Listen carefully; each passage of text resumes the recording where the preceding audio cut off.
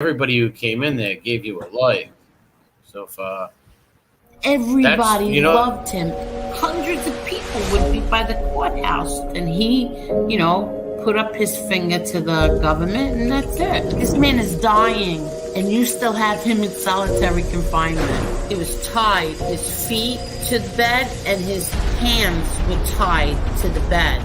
People want to question if my father was weak or tough. He had a severe kidney infection. He was sick. He didn't get to see a doctor. By the time he got off the bus, he was covered in blood. If there was ever a time to become a rat or something, it would have been then. No, instead he fought 5 trials. Eli has never had any conversation with my father. You lie about my son? Like, this is how sick they are. I defend my family. I think I do a pretty good job of defending my family. But other people defend my family also. I don't ask them to do it, but they do.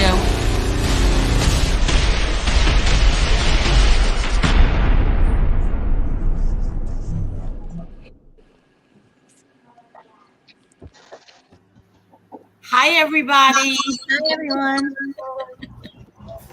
What's going on, everyone? Hello. Somebody has the StreamYard on. I hear an echo. Not me. Not me.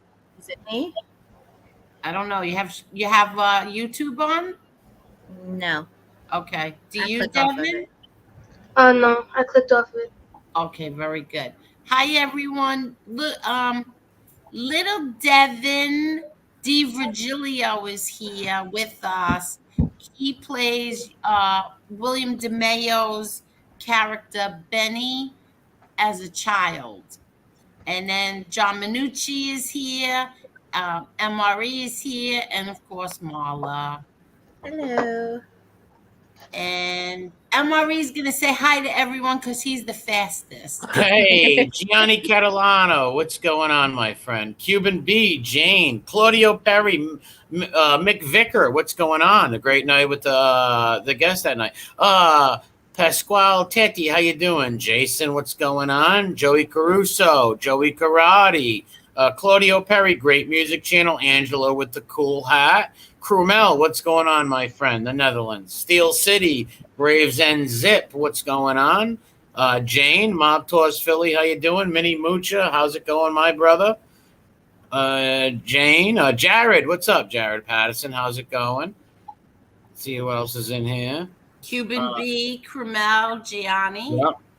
Yeah, sometimes it's a little slow on my end, but He said Minnie the Mucha, Jane, Joe Caruso. Hi, Joe Caruso, Jared. oh, Red Dog, James, Edwin's there. Hey, ¿cómo está, Edwin? Mike Maybe, what's going on? Mike Maybe. Assassinino di Rati Verblemente, what's going on? Long Island Militia for abused dogs, what's up? I love that abuse. No one should abuse dogs. Ron Gross, my friend. Red Dog, what's going on, buddy? Let's see who else we got with us. Make sure everybody hits that like button and please share this stream, everybody. We're going to be talking about Gravesend and stuff like that. Tommy Stiggs, Mickey Griggs, Finn Freak. Who else we got in here? Make sure you hit that like button. Mob Tours from Philly. How you doing? Oh, yeah, Philly Mob Tour. Anthony Lucani Ramondi. What's up, Ant? Oh, where have you been, Raymundi? And hello, Tommy Stiggs. He said he was working in the Steel City for a while. He said he wouldn't be back for a minute, but he's back. Coach 215, how you doing? Red Dog, Ron, Jane, please smash the like. Yes, we would love that very much so. Yes, we never ask for money. We ask for likes. Yes, and Claudio Perry has a wonderful music channel. Heather Diane, how you doing? I love that cat. What a cute cat. Jason Stormon, what's up, brother? Pasquale, did you say hi to Pasquale? Yes, I got Pasquale. Gianni also. Marduski, don't worry, I'm here, guys. And Jared. Yep, Jared always. Good, loyal Jared.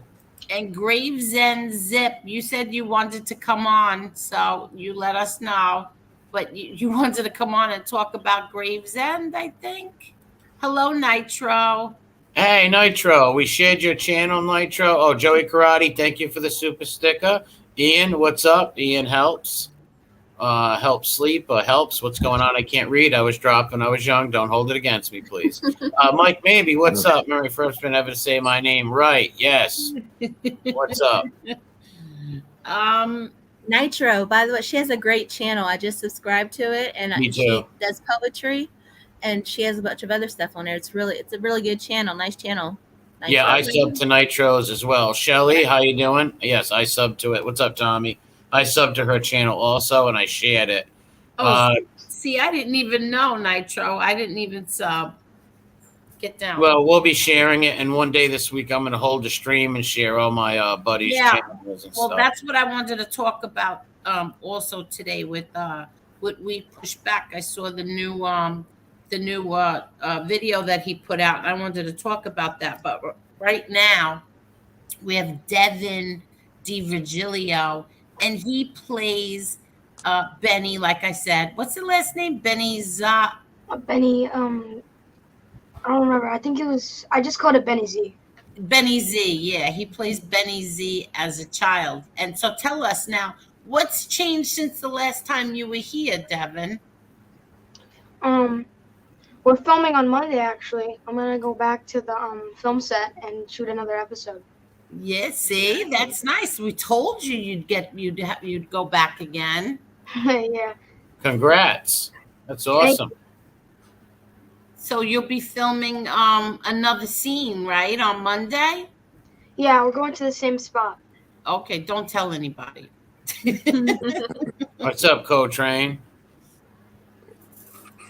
My daughter's dogs are flipping out and scratching my legs because I guess there's gonna be. Stop it! Get down.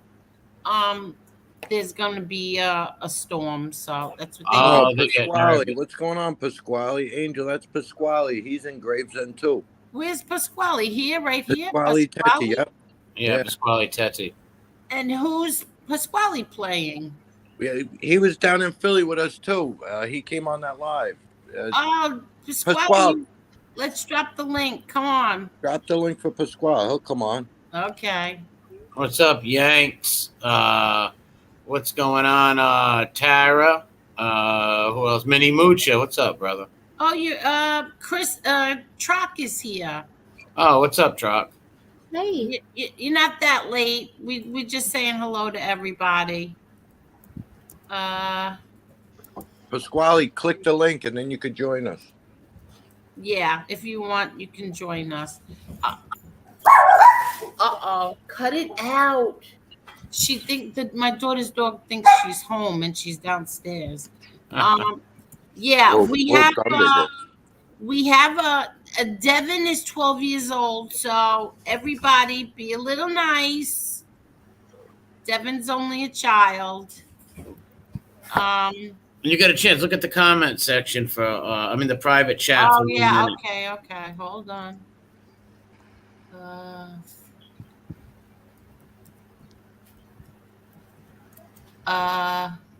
Okay.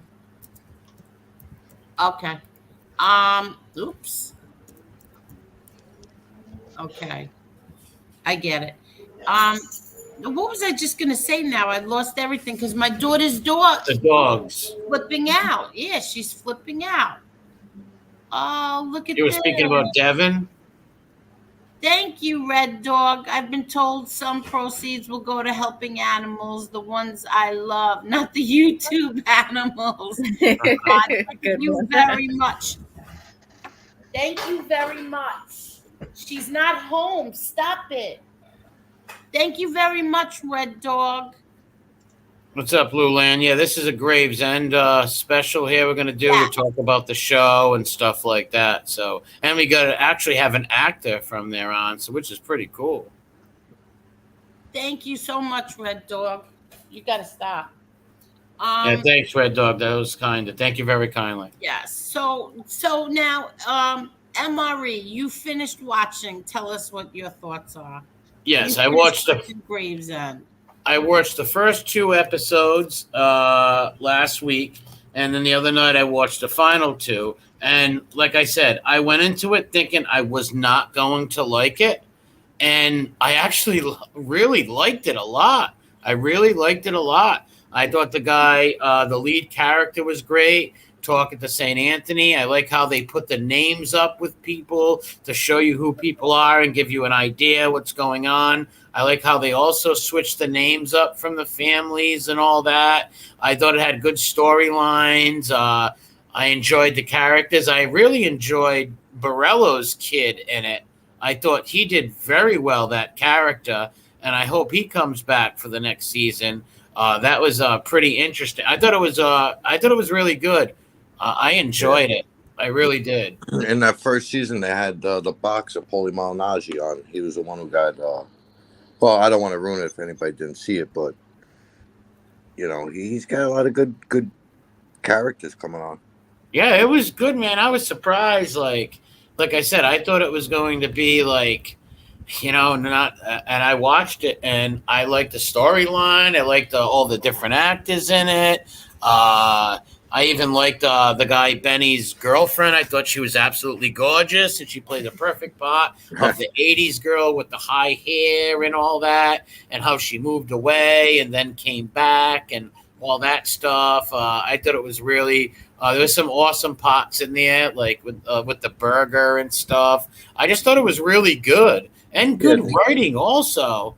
He writes it all. Willie writes it all too. The main character writes everything. Really? So wait a minute. The main character, the guy Benny writes that whole thing. Yep. Wow.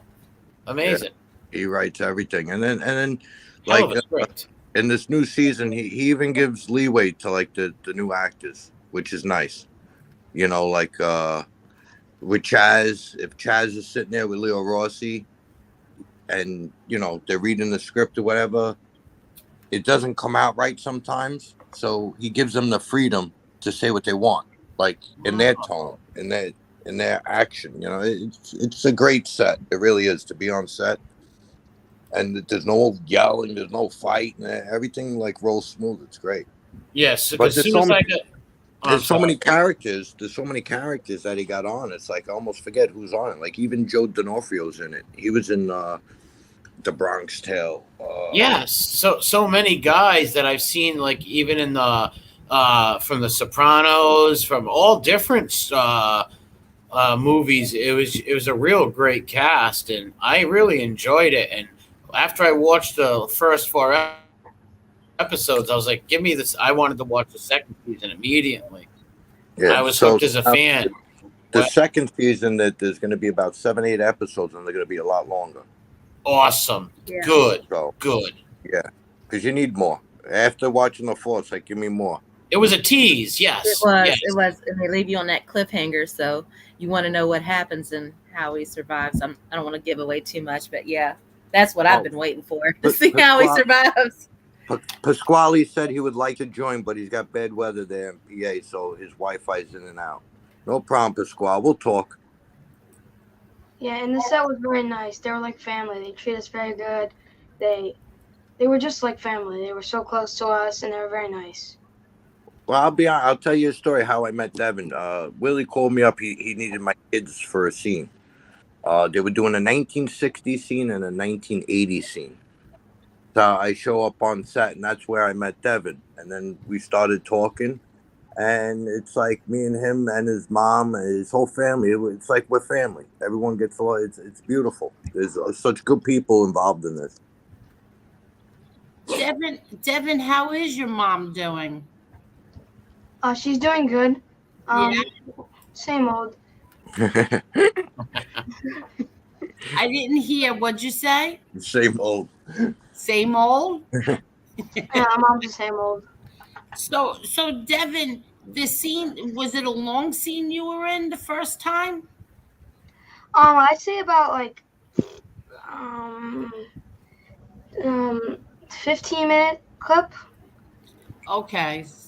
And was it hard to remember lines? Because I'm not an actor. I don't know how to do any of that stuff. So was it hard to remember what you had to say and stuff? Like, not really. They told me it, and I didn't have much to say.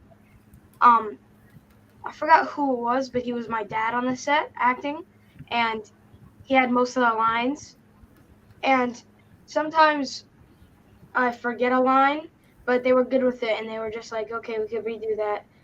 and it was really quick and easy. We didn't have much lines to remember. Oh, okay. So now I'm sure you're going to have more on Monday now. Oh yeah, and it was Louis Venera from the Bronx Tale that was my dad in the show. And what age? All right, what was it? 70s? You must have been a little kid in the 70s as they're portraying, correct? I think it was the 60s or the 50s. No, it was the 60s. He was portraying young Benny Z in the 60s. Late 60s? Yeah. And then they even had the old Good Humor ice cream truck from the 60s on set. Oh, wow. Yeah. The old cars from that era. And it was a nice shoot. Like so basically that the whole 60s and 80s it's going to be like a flashback of when Benny Z was younger and how he grew up a little bit, you know. Interesting. So it takes you back to show you like the history of how he grew up, you know. It's a good storyline, really is. Okay, good. So now we're going to get more background information on the and it will explain more on the mother situation also, and the father. It's possible. Okay. Cool.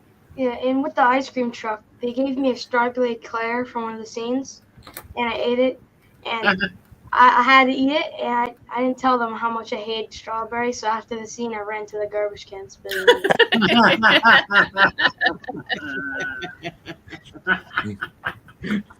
The Truth Hurts wants to know, did you get nervous where you forgot your lines? I did get nervous at first, but then they took it. They said, "All right, that's all right. We could just do it over again." They were very good, and they were very patient. We didn't take that much tries. We did it quickly. Oh, okay. You know what took a lot of tries, and this is how I know Willie's such a great director, also as well as an actor and a good friend. There was a scene where he wanted the kids to play stickball in the street, like back in the old school ways, you know, when you used to play stickball.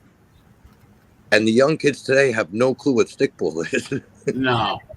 And it was funny to watch it, you know, knowing growing up playing stickball and then seeing kids that never played stickball. They're like, what is this thing? They thought it was like a broomstick, you know? So it's pretty funny, but Willie had patience with it. And then I don't know if he used the scene or if he cut it out. I don't know if he liked it the way it looked or whatever, but it was just funny watching, you know, from the way we grew up, you know, whether it's playing stoop ball, stick ball, and then the young kids today have no clue what it is. Yeah, most kids don't play stickball no more. They don't know what stickball is. Wait, I'm having a hard time here because of these dogs. Is it hard to rent when it's your turn? Wouldn't you have to memorize others' lines so you know when it's your turn? Oh yeah. Usually when it's your turn, I usually wait for like the last two words to memorize for the last person, so I know my cue when to say my lines. That's smart. That's real smart. And like I said, there wasn't much lines, so it wasn't hard. Oh, my mom just walked in the room. She wants to say hi. Hi, guys. Hi. How are you, Tanya? Good. How's it going? How are you, Tanya? Really good. How's everybody? Everybody's good. I'm going crazy. My daughter's dogs are driving me crazy. Yeah, there's a big storm rolling in. I feel like I got thunder and lightning over here. Hey, yeah, John. so it's Hi, Marla. Hey, how are you? How was your Memorial Day? Oh, it was great. We spent it at the pool, soaking up the sun, hanging out, old school, you know.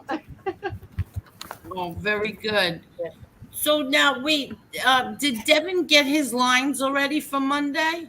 So actually he did, and it's actually more face expressions he has to practice. There's no lines, but there's a lot of facial expressions. His dad's going to be talking to him a lot in the scene, and he just has to play off of his emotions.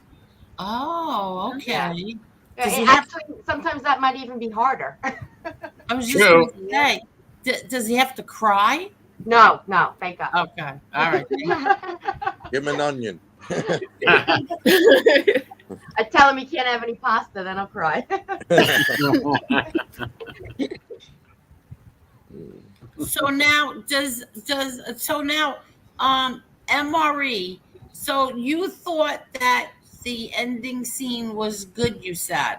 Yes. I didn't think you were going to like it. Well, yes, I didn't like the fact that they tried to kill him in a church, obviously, but I still thought it was interesting. It was good, and I like how it all led up to that. How I don't know if it was his buddy, the Borello kid, who went nuts and shot up the other guy, or who was in that car. But it started like a war, and then they went after and started shooting. What's his name? The lead character, Benny. They shot him in the church. I thought it was pretty messed up, but I still loved. I thought it was really good. I enjoyed every episode. I love how, like I said, I love how they put the names up there to let you know what's going on and who people are. I really liked it. I can't wait for part 2. It's pretty funny. I was actually on set for that episode, and after I seen what was going on, I went up to Willie. I says, Willie, I says, the priest allowed you to have a shooting in church? Yeah, and what did he say? He's like, I grew up with this priest. He knows me for a long time. So the way I would say is he probably gave the church a good donation to allow it. Yes. 100%. And listen, the church knows it's helping the neighborhood, helping people, so why not? He's from the neighborhood. It's a church in the neighborhood. He had the people in the show are from the neighborhood. There's a lot of actors that are from the neighborhood that are in the show, and he's keeping it in the neighborhood, and that's why everyone loves him. It's like he's doing it about the neighborhood, in the neighborhood. Now with the whole COVID incident and all that, he couldn't film in New York, so that held him up. Oh, so wait, so COVID, this would have all came out earlier, or more episodes? COVID affected all of that? Yes. And that's why he turned around and he changed the script a little bit, and he started filming down in Florida because he was able to film in Florida. So that's what involves all the different, families now. You're going to have Florida, you're going to have Philly, Chaz is one of the bosses. And then it takes you down to Florida, and Florida they filmed some show. So basically, oh my God! Because of the COVID, there was the C word. There was only 4 episodes. There would have been more than 4 episodes in the first season. The first season that he just did that 4. Okay. And he was just shopping that around for now to see who could sponsor or who could, you have to find investors for the show. It costs a lot of money to do a show like that, So you it seems around. Pretty. He wound up going with Amazon Prime because at the time everyone was joining Amazon Prime. And now after this is done, I wouldn't be surprised if it's on HBO, really. It should be, because it was done very organically and stuff. And I just thought it was really good. All the actors played great parts. I thought it was I thought they smashed out of the ballpark, because usually Angel tells me movies and shows to watch. She told me to watch this, and I went and watched it, and I really liked it. I was impressed. Yeah. And believe it or not, I didn't even know. I saw the other day. I wasn't there when they filmed in Jersey. You have Fran Drescher there, the nanny. She's in the show. There was also, I don't know if you guys watch that MTV show Wild 'N Out with Nick Cannon. Girl, Justine. I saw her at the pictures they took on set. She was there. She's in it too. Oh, really? So yeah, she's in the show. Okay. And, she's actually Italian background, and she's a sweetheart from what I heard from everyone that I know that was on set. She's in it. You have Bo Dietl's in it. Mario Cantone, he's a comedian. He's in it. Great actor too. There's so many people that just signed on, and Willie wants so many people on, but he has to tell certain people no, because it's got to fit the role. It's got to fit. But it's becoming a big thing. Like a lot of comedians. Andrew Dice Clay joined. Then Vicky Benedetto was on. To see Dice perform, you even have Chuck Zito. I don't know if you guys know who Chuck Zito is. Yeah. He's in the show. Interesting. He was actually, I was on set for one of the prison scenes. Chuck Zito was there.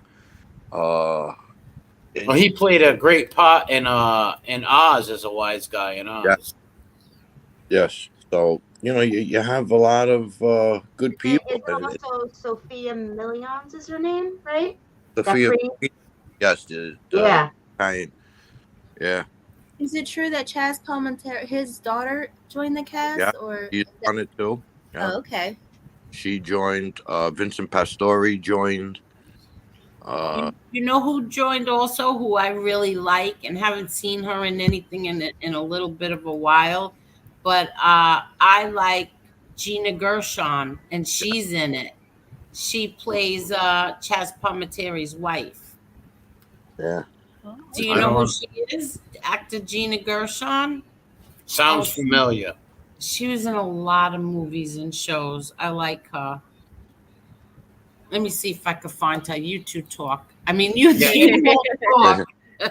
I want to find it because I don't know her. Like I said, I thought the woman that played Benny's love interest, the woman who moved away when she was younger after her father was put in jail. She moved to Texas, met somebody and stuff, and then came back and sparked up this romance. I thought she played a great part. She was absolutely beautiful. She looked like right out of the 80s, the teased hair and all. Oh, yeah. No, she's beautiful. And from what I haven't met her yet, but I heard sweetheart. I heard everyone's a sweetheart. Now, is there a release date? Do we know when the season 2 is going to be coming out? Yeah, December. Okay. Can you see Gina Gershon? Oh, go! Oh, I know who she is. Yeah, yes. Everybody knows Gina Gershon. Yeah. I can't remember. I think so. The last thing I saw her in was what was that show? Rescue Me. I'm not sure. Is that about the Saint Bernard and the people in Alaska? Saving? No. Oh, I'm sorry. I thought it was. No, it was. Wait, hold on. Let me get out of here. Oops, where did I get there? No, Rescue. Was it with Dennis? Dennis Leary. Dennis Leary, yeah. That's it. Yeah. What was the name of that show? Rescue Me? Yes, Rescue Me. I never watched it, but I heard about it. It was one of my favorite shows, yes. But yeah, that's the last time I saw her. And I love her. She's one of my favorite actresses. If you guys haven't done it already, please hit that like button. Yes. Yeah, smash the like button. Give it a good slap. So the last time Devon was here, he and his mom said that his grandpa looked like my dad. So he has the side by side picture. What do you call that? Avatar. Avatar. Yeah, he has the avatar, and that's his grandpa and my dad, and they do resemble each other. Yeah, I can see it. Yeah, for sure. It's crazy. Yeah, both sharp dressers. Both sharp, very sharp, very dapper. Both of them. Tanya, tell us how much fun he had doing that. Doing what? Well, people thinking he was John. Oh, so like I said, my mom's from Ozone Park, and my dad's from Brooklyn. So of course, you guys originated in around Ozone Park. So when he used to go pick up my mom all the time, and they'd like look at him twice or yell out something, my mom would be like, "Knock it off, knock it off." And my dad would wave to everybody and put on a show and just just loving it. He thought it was the greatest thing. And then, a couple of times at a wedding, pinky rings. My dad was off the boat Sicilian, so he played the part. He had all the pinky rings, the jewelry, and actually people would come up and kiss his pinky ring. And my mom would just turn like shades of red, but he just ate it up. He loved every second of it. That's so cute. And then also, Sicily. Yeah, and then also I told you about my aunt and uncle. That was, your dad and your brother is right next to my aunt and uncle, and then my cousins. Yes, at the cemetery. It's just so ironic. Yes, yes, yeah, yes, it is. And the crazy thing is, you never met Angel or anything until you met me, right? Absolutely not. No. So it's like what a small world. Like here I am on set. I meet you and your son, and you guys are sweethearts. And then we're down in Philly and everything. And then it's like what a small world. How close everyone really is. Yeah, like when I first, I was telling you when I first went on set. I have a 12-year-old boy. I'm a mom and I'm a woman. I'm going into Brooklyn. I got to have my guard up a little bit and I got to be careful. And you guys were just so welcoming and loving. It was like, Uncle John type of thing.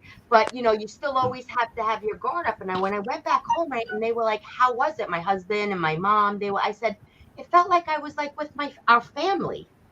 It was, bizarre in a good way. They were just so welcoming and to this. So now we go to Philly together and have a little, Gravesend party. And since my dad had just recently passed away, I took my mom just to cheer her up a little bit. She calls, says, how's my John? How's Johnny baby doing? That's what she calls John. And she just met him once. Yeah, you could sense good people, and the positivity just, you share it and it spreads. Yeah, and that's what you want to be surrounded by in life. Good people, yeah. Hi, Harry. How are you? Well, when Italians get together and stuff like that, you know what I mean? We all come from basically the same backgrounds and, stuff like that. So the Italians usually click, no matter if you're Sicilian, Pugliese, Calabrese. Last time I was down in Philly at the Italian festival, I don't know if you guys remember, it's kind of old school, but they actually did it again. You guys ever hear the grease pole? The what? The grease pole, yeah. Yeah, they put a basket up on top of the pole and they greased it up, and you had to see all these guys trying to climb up to get the basket. What? I didn't hear you. What? I said, so they grease up the pole and all the guys try and climb up to get the basket because there's gift certificates for restaurants in there. There's one. They have, sausage, cheese. By the time they got up to the basket, the cheese was melted from being in the sun. Oh my God! But there was no joke. Like five guys climbed up, like one on top of each other's shoulders, holding onto the pole. Top guy went down, and he took everyone out with him. Yeah. It was nice to see. I haven't seen that in so many years. Where did you see that? That was in Philly at the Italian festival last weekend. Oh, well, you didn't. You how come you didn't show us that? I would like to see guys slide down the pole on top of it. All greased up. What? They were all greased up too. I would have liked to have seen that. I'm sure everybody else would have. I mean, for what? For a basket of peas? What'd you say?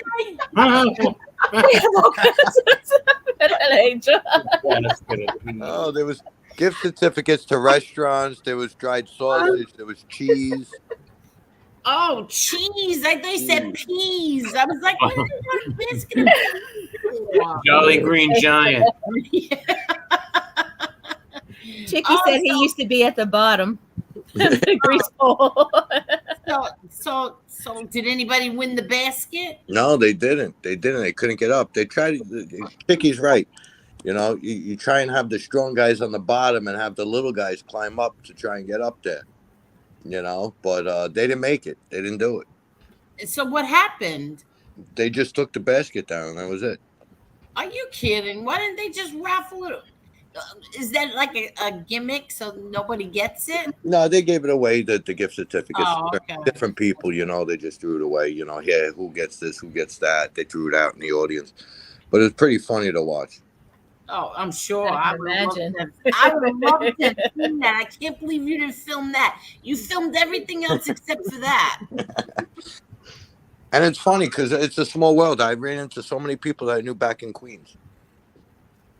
Oh, really? Yeah, there was a couple kids who knew your nephew too, who goes to the tattoo shop. A lot of people down there. Oh, wow. I don't know who you mean. Does John have a tattoo and piercing business? What does that mean? Oh, are you talking about my nephew? He has a tattoo. Yeah, he has a tattoo. I don't know. Do they pierce there? They probably do. Yeah, they do tattoos and piercing. Yeah, Okay. most tattoo parlors usually do piercings Yeah. because my cousin does. Oh God. I hope somebody blocked that moron. I didn't even read it, but Me yeah, neither. throw him in the wood chipper. What a moron. No, he never said that. I hate when people lie. And what moderators? Nobody's awake? People are liars. And of course, there's a child here on the screen, but of Yeah. course, it has to be Make sure. one Yeah, sorry to cut you off, Angel. But people, anything that comes in, there's a kid on here, so please, anything that comes in that is not Appropriate. appropriate for, please ban them immediately. Moron. We're not gonna have none of that degeneracy here. Assassinino, thank you very much. We push back and we have each other's backs. That's right, we do. And thank you very much. Oh, I also wanted to tell you, Angel, Renee, that owns Rim Cafe down in Philly, he's actually went to Paris to see his family, and he was in Italy. He actually called me up yesterday. He wanted me to say hello to you and everyone. Aw, say hello back. I want Yes. to go there. I want to go to Philly. I'm going to go to Philly, Well- and I want to go to Providence, Rhode Island. Well, the next party he's doing down there is going to be for all the women from like Gravesend that's in the show. He's doing like a whole women's thing. He wants to show love to all the women that are in the show. Oh, when is that? When he gets back, he said he was going to call me. We're going to set it up, you know, because you got a lot of girls from Brooklyn that are from the neighborhood that are in the show, and he wants to do something for them too. Okay, good. That's pretty awesome how he's bringing all the people in from his neighborhood and stuff. Like, you don't see many people that do that. So much respect to that guy for looking out for his neighborhood and bringing people in and stuff like that. Yeah, and I'll be honest with you, it's not easy. I don't know how he does it, because there's certain people that, you know, you're friendly with in the neighborhood, but they're not set for acting, you know? They're Well- not good for the screen. Well, like I said, I seen season 1, and everybody did a really good job in that. Yeah. And everyone always asks me, how come you're not in the show? I'd rather be behind the cameras, to be honest with you.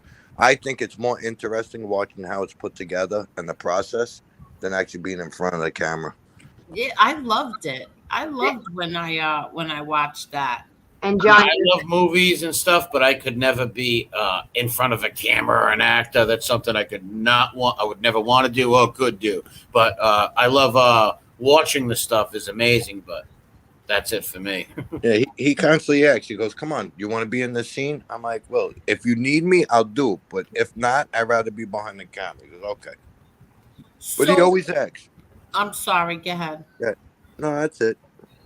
So when he has this big wrap-up party, you're going to be there, Tanya and Devon? yes, that's the perks of my job. Yeah, I'll get to see you and Devon. Absolutely. And So excited. hopefully Marla and Nico Nagal will come too. What? I'm not. I don't live in New York. Well, you can always come, can't you? Yeah. Oh yeah. But I thought you meant. Oh, I thought you meant like people that lived in New York. Oh. No, like when he has that big wrap-up party. Well, I'll be honest with you. This is the wonderful thing about these guys, because like Willie, when the Gotti movie came out, he had a huge party in Brooklyn for that. Yes, he did. Yes, he did. A lot of people got involved and did a party for that. Like Renee, he's in the show down in Philly. He owns Rim Cafe, and he just throws these parties on his own. Nobody's giving him money, nothing. He does it on his own. Yes, he Oh, that's does. sweet. Yeah, he's a sweetheart.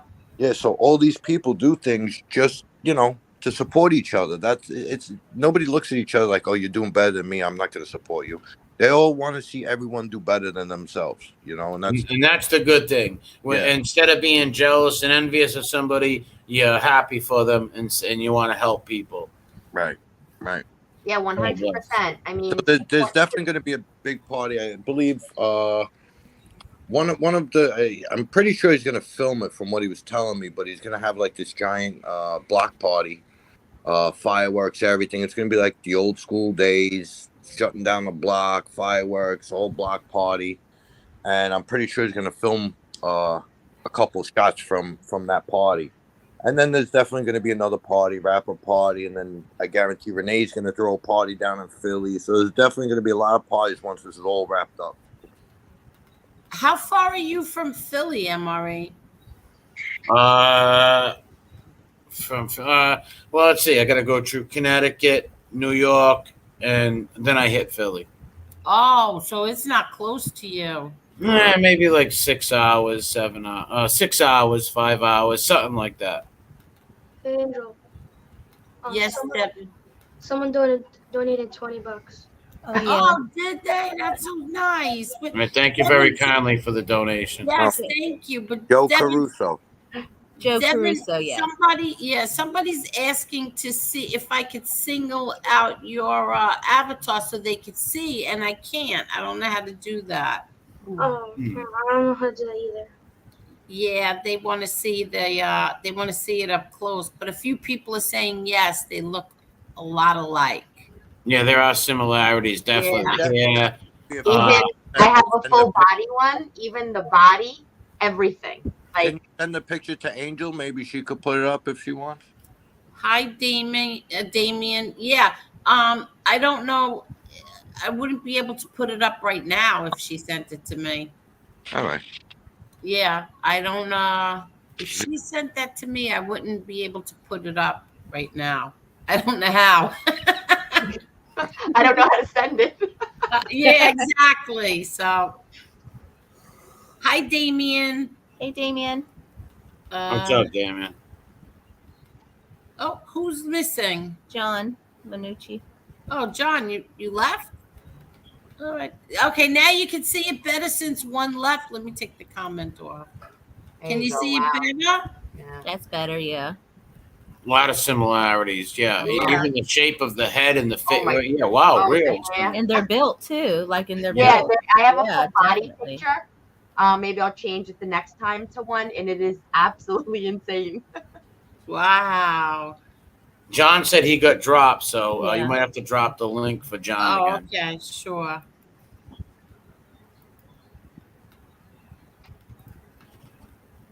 Okay, I dropped it. And off topic, but I got my Celtics thing on here to represent the Celtics. And now what's going on with them? Are they winning? Well, they're going to be in the chance. No games yet, but coming soon. Okay. Chicky. Hi, Chicky. I used to be the bottom guy in our grease pole. It was.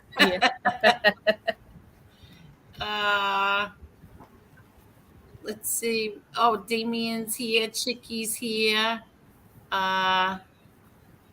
Let's see what else. Does anybody have any questions? Any more questions for Devon? Yes, we got an actor on here, so any questions? Someone asked me how old I was. I'm 12 years old. Okay, so And is this your first acting thing, Devon? No, I've been on other shows. I also been on this show called Creative Galaxy on Amazon Prime. I was on 2 episodes, but I was very little. I was like 8, so I'm not gonna remember what episodes it was. And I was on NBC with Chaz Palminteri before Kentucky Derby. Yeah. And what got you interested in that? What got you interested in all that, Devon? I always saw everyone on TV, and as a little kid, I always wanted to be the people like people look up to on the screen, and be the people to inspire other people and make them laugh. So I always wanted to be on the TV. Good. God bless. Stick with it and follow your dreams and ambitions and stuff. And it seems like you've got some good parents, so listen to them and the people around you, and you'll be all set. You sound like a very smart and knowledgeable young man. Yeah, very mature for 12. Have you taken Yeah. any classes? Like, do you take classes? I took classes at this place called Tower Talent. I did modeling and acting, and I came in there every Monday, and I rocked the runway at. There's this thing called IMTA, and I got $500 in one of the competitions. I got one of the first place medals. Good. Wow. Awesome. That's awesome. He likes to walk the runway, and he's very good at it. Nah, he's a good-looking, smart, talented child. He really is. He's a great kid. Definitely. You raised him well. Oh, thanks, John. You Good did job, too. Mom. And your daughter's the same way. You know, I complimented how they were, and you know, it's just nice to see parenting 101. You know, back old school. You know. Oh yeah. MRE, is this for you because you were on the bottom left? Oh, Chevy Triple Nickel. What's up, buddy? Oh, you know who that is? Yeah, good buddy of mine from the Turkeyverse. Great guy. Okay. People give his channel a sub. It's funny, dude. Okay. And Joe Caruso, thank you very much, Joe. And thank you very kindly, Joe, for supporting Angel in the channel. Yeah, he always does. Thank you so much, Joe. And hit that like button, everybody. Yes, please hit the like button. Hit it for Devon. Someone asked me a question, but I don't understand what the question was. They said, would Devon ever consider undertaking the method approach for a role? I don't understand. Oh, method acting. He's speaking of method acting is where the actor becomes the character and doesn't break character and lives that character, like sort of like Daniel Day-Lewis and There Will Be Blood and Butcher Gangs in New York. Yeah, I come from an Italian household, so I basically live it. So Good answer. He's not acting. Angel, you're up to 141 in likes. Oh, wow. You're on a roll tonight. There's 115 people here. That's great. Thank you. 141? Yes. Wow. Thank you, everyone. John, where did you guys get the food from when filming in Brooklyn? That's all done by the caterers. I don't know. It's all done by the caterers, so the caterers bring the food. Yeah, but you didn't see that. You didn't see the catering trucks and stuff. I don't know the names of them because I think they use in certain areas they use different companies. Yeah, when I went to the filming in Long Island, I saw a big catering truck, but I can't remember who it was. Yeah, I don't think anyone pays attention to the name. They just pay attention to the food. Yeah, exactly. You know, but there are sometimes, like if we're in Brooklyn, I'll pick up L&B or some other people pick up L&B pizza, bring it by, drop it off on set. But most of the time they have caterers for doing all the food. I know William loves L&B. Yeah. He loves it. He's always there, and he loves L&B. I always see him. Between L&B and Lenny's. Yeah. Where? We had a place called L&D Sausage Shop over on Johnson Providence line, and had all Yankee stuff in it, and they made the best sausage around sausage and pepper sandwich out of this world. Yeah, Lenny's was the place where after the Gotti movie was done, John Travolta came back down because that was what was in Saturday Night Fever where he got the 2 slices. Yeah, that was it. Yeah, that was in part 1, and he was a big Saturday Night Fever fan and stuff. I remember that. Yes. So after the Gotti movie, John Travolta, Kelly Preston, your brother John came, and they promoted the whole Gotti movie down right in front of Lenny's on 86th Street in Brooklyn. Yeah, I remember that. That's right. I forgot. I'm sorry. I said L&B, but it's also that one as well. Lenny's, right, or something? Yep, Lenny's. Yeah, pizza. Right. I forgot that one. No, he goes to both, you know. Alligator says Pasquale Tetti does fireworks and awesome music, especially around the 4th. Yes. So Alligator is from Philly. You're from over there, Allie?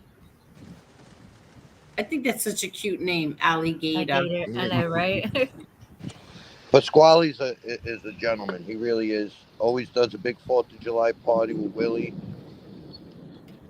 Oh, he does? He's the one who does it with William? Yes. And he also, he's a singer. He's got... Really?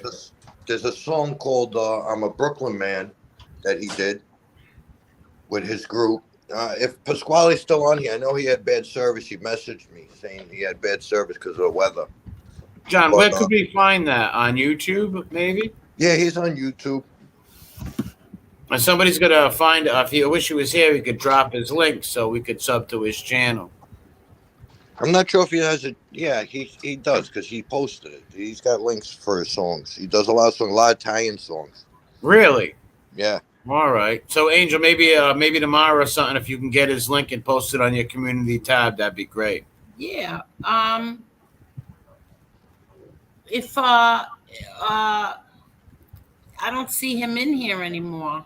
No. Yeah, Troc, what's up? The weather was bad, he said.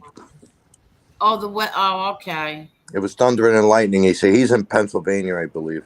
Yeah, that's where I'm at. It was bad. It was really bad earlier. Looked like a tornado.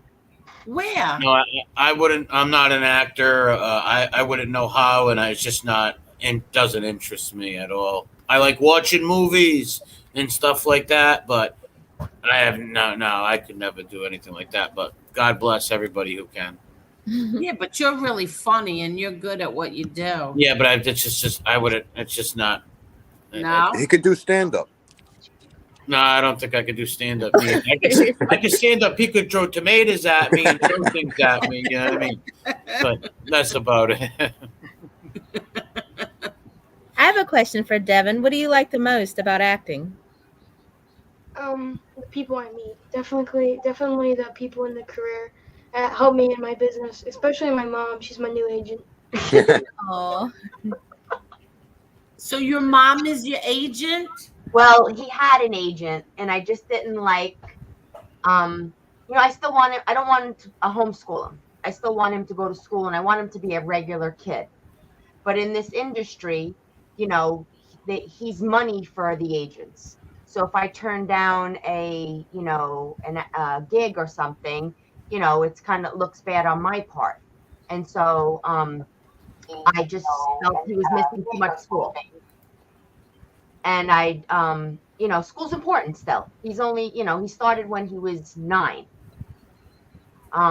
So the agency, and it was a top agency from New York City. They dropped him, and I actually just picked up on the cues on what they were doing for him, and then I just took over.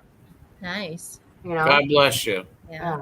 I homeschool too, so I like it. Are you Devon? Are you into history at all? Yeah, I actually science and social studies are like my favorite thing. We learn about a lot of history and social studies.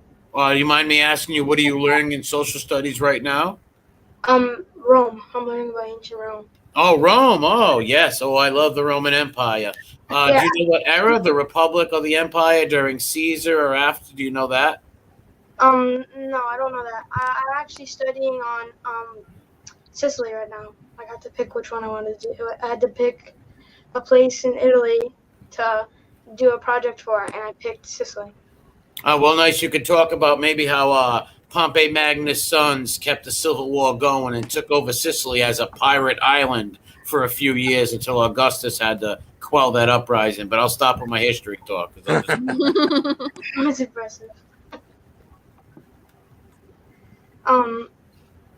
Yeah, Sicily's just a great place. I wanted to do the project because my grandpa grew up in Sicily, and unfortunately, we lost him 2 months ago. So I'm sorry to hear that. Sorry. my grandpa grew up in Sicily, and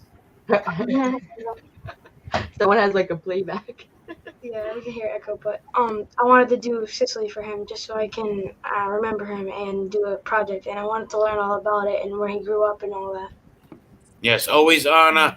You keep their memories alive, and you honor them and keep their memories alive. God bless you. That's Thank sweet. That's very sweet. So now, do you have a traditional Sunday dinner every Sunday? Yeah, it's kind of easy because it's just me, my husband, and Devon. It's just the 3 of us. So, there's not like running a kid here and there. It's all about Devon. So one does make it very easy. So what's your favorite meal, Devon? Fettuccine. Oh, really? Fettuccine. Alfredo? No. No, not Alfredo. Oh, no? The pasta that he likes the best is a fettuccine pasta, but we're definitely with the red sauce. Oh, okay. Oh, that's good. And meatballs and all that? Yeah. What about manigot? You like manigot? So he doesn't like manigot, but he likes raviolis. Isn't that funny? Yeah. Isn't that something? Yeah, it's funny. And then he doesn't really like lasagna, but everything in the lasagna he eats. Well, as you get older, I guarantee you'll be a manigot fan. Manigot. I'm gonna give up a secret and say that I'm desiring Angel's crab cakes. Ah, yes, my brothers. They Big love hit. my crab cakes. I make them lump crab meat cakes, and for my brothers, I make them low carb. So they love them. But I'm just I'm curious. So did you say you went to Italy or you want to go to Italy? So, funny story. So my dad was born and raised in Italy and came over when he was 12. Oh wow. Yeah. Basically spoke no English. One of 8 children. Half had to go to school. Some had to go to work. That typical. I guess when you come over from the boat type of thing. Left the father back in Italy. Brought my grandmother came here. They kept sending money over because he still had to work. But the American dream. My grandmother opened up a bakery. We just went to see it. It's actually in Brooklyn, Lomar and Metropolitan Avenue, and the sign is still up there. It's actually Sparacino Bakery, but the store is something different, but the sign is still there. So I actually just took Devon for the first time last week to just see the building. Really? Yeah. So what happened? They opened up this bakery. It was successful? Extremely successful. Extremely. They lived in the brownstone across the street from it. At some point, everyone started to move out when my dad got married to my mom, everyone wanted to move to Long Island. But hold on, I'm sorry, Tiny. That's Lorma and Metro. That's in Greenpoint, right? Greenpoint, yeah. That's right by Fortunato's, right? Yeah, exactly. It's right over there. Yeah. Yeah. That used to be all Italian over there. My father grew up over there. Yeah, so the storefront still, because back then, I guess the storefront with our name is a part of the building. So whoever businesses came in after that just kept it up there. It was too much to rip down. And it's really big. It's a huge sign embedded into the brick. So we took Devon and my niece there. Back in the day, my dad would take us there. We'd, sit outside the bakery. It's just memories. And Devon never got to see it, up and running. But, it was a successful business. And God bless you for bringing your son by and teaching him that history and letting him know his roots. It's very important for us Italians. Absolutely. To keep that alive. Yeah, definitely. That's what my parents definitely instilled in me. Nothing is given. Hard work. And exactly. Hard work pays off. It doesn't feel good as good. Kids don't think that way when they're handed something opposed to working for it. And he gets it now. He totally gets it now. Very well said. That's very well said. Do you speak fluent Italian? No, I wish I did. I didn't, I didn't want to listen to my dad when I was younger.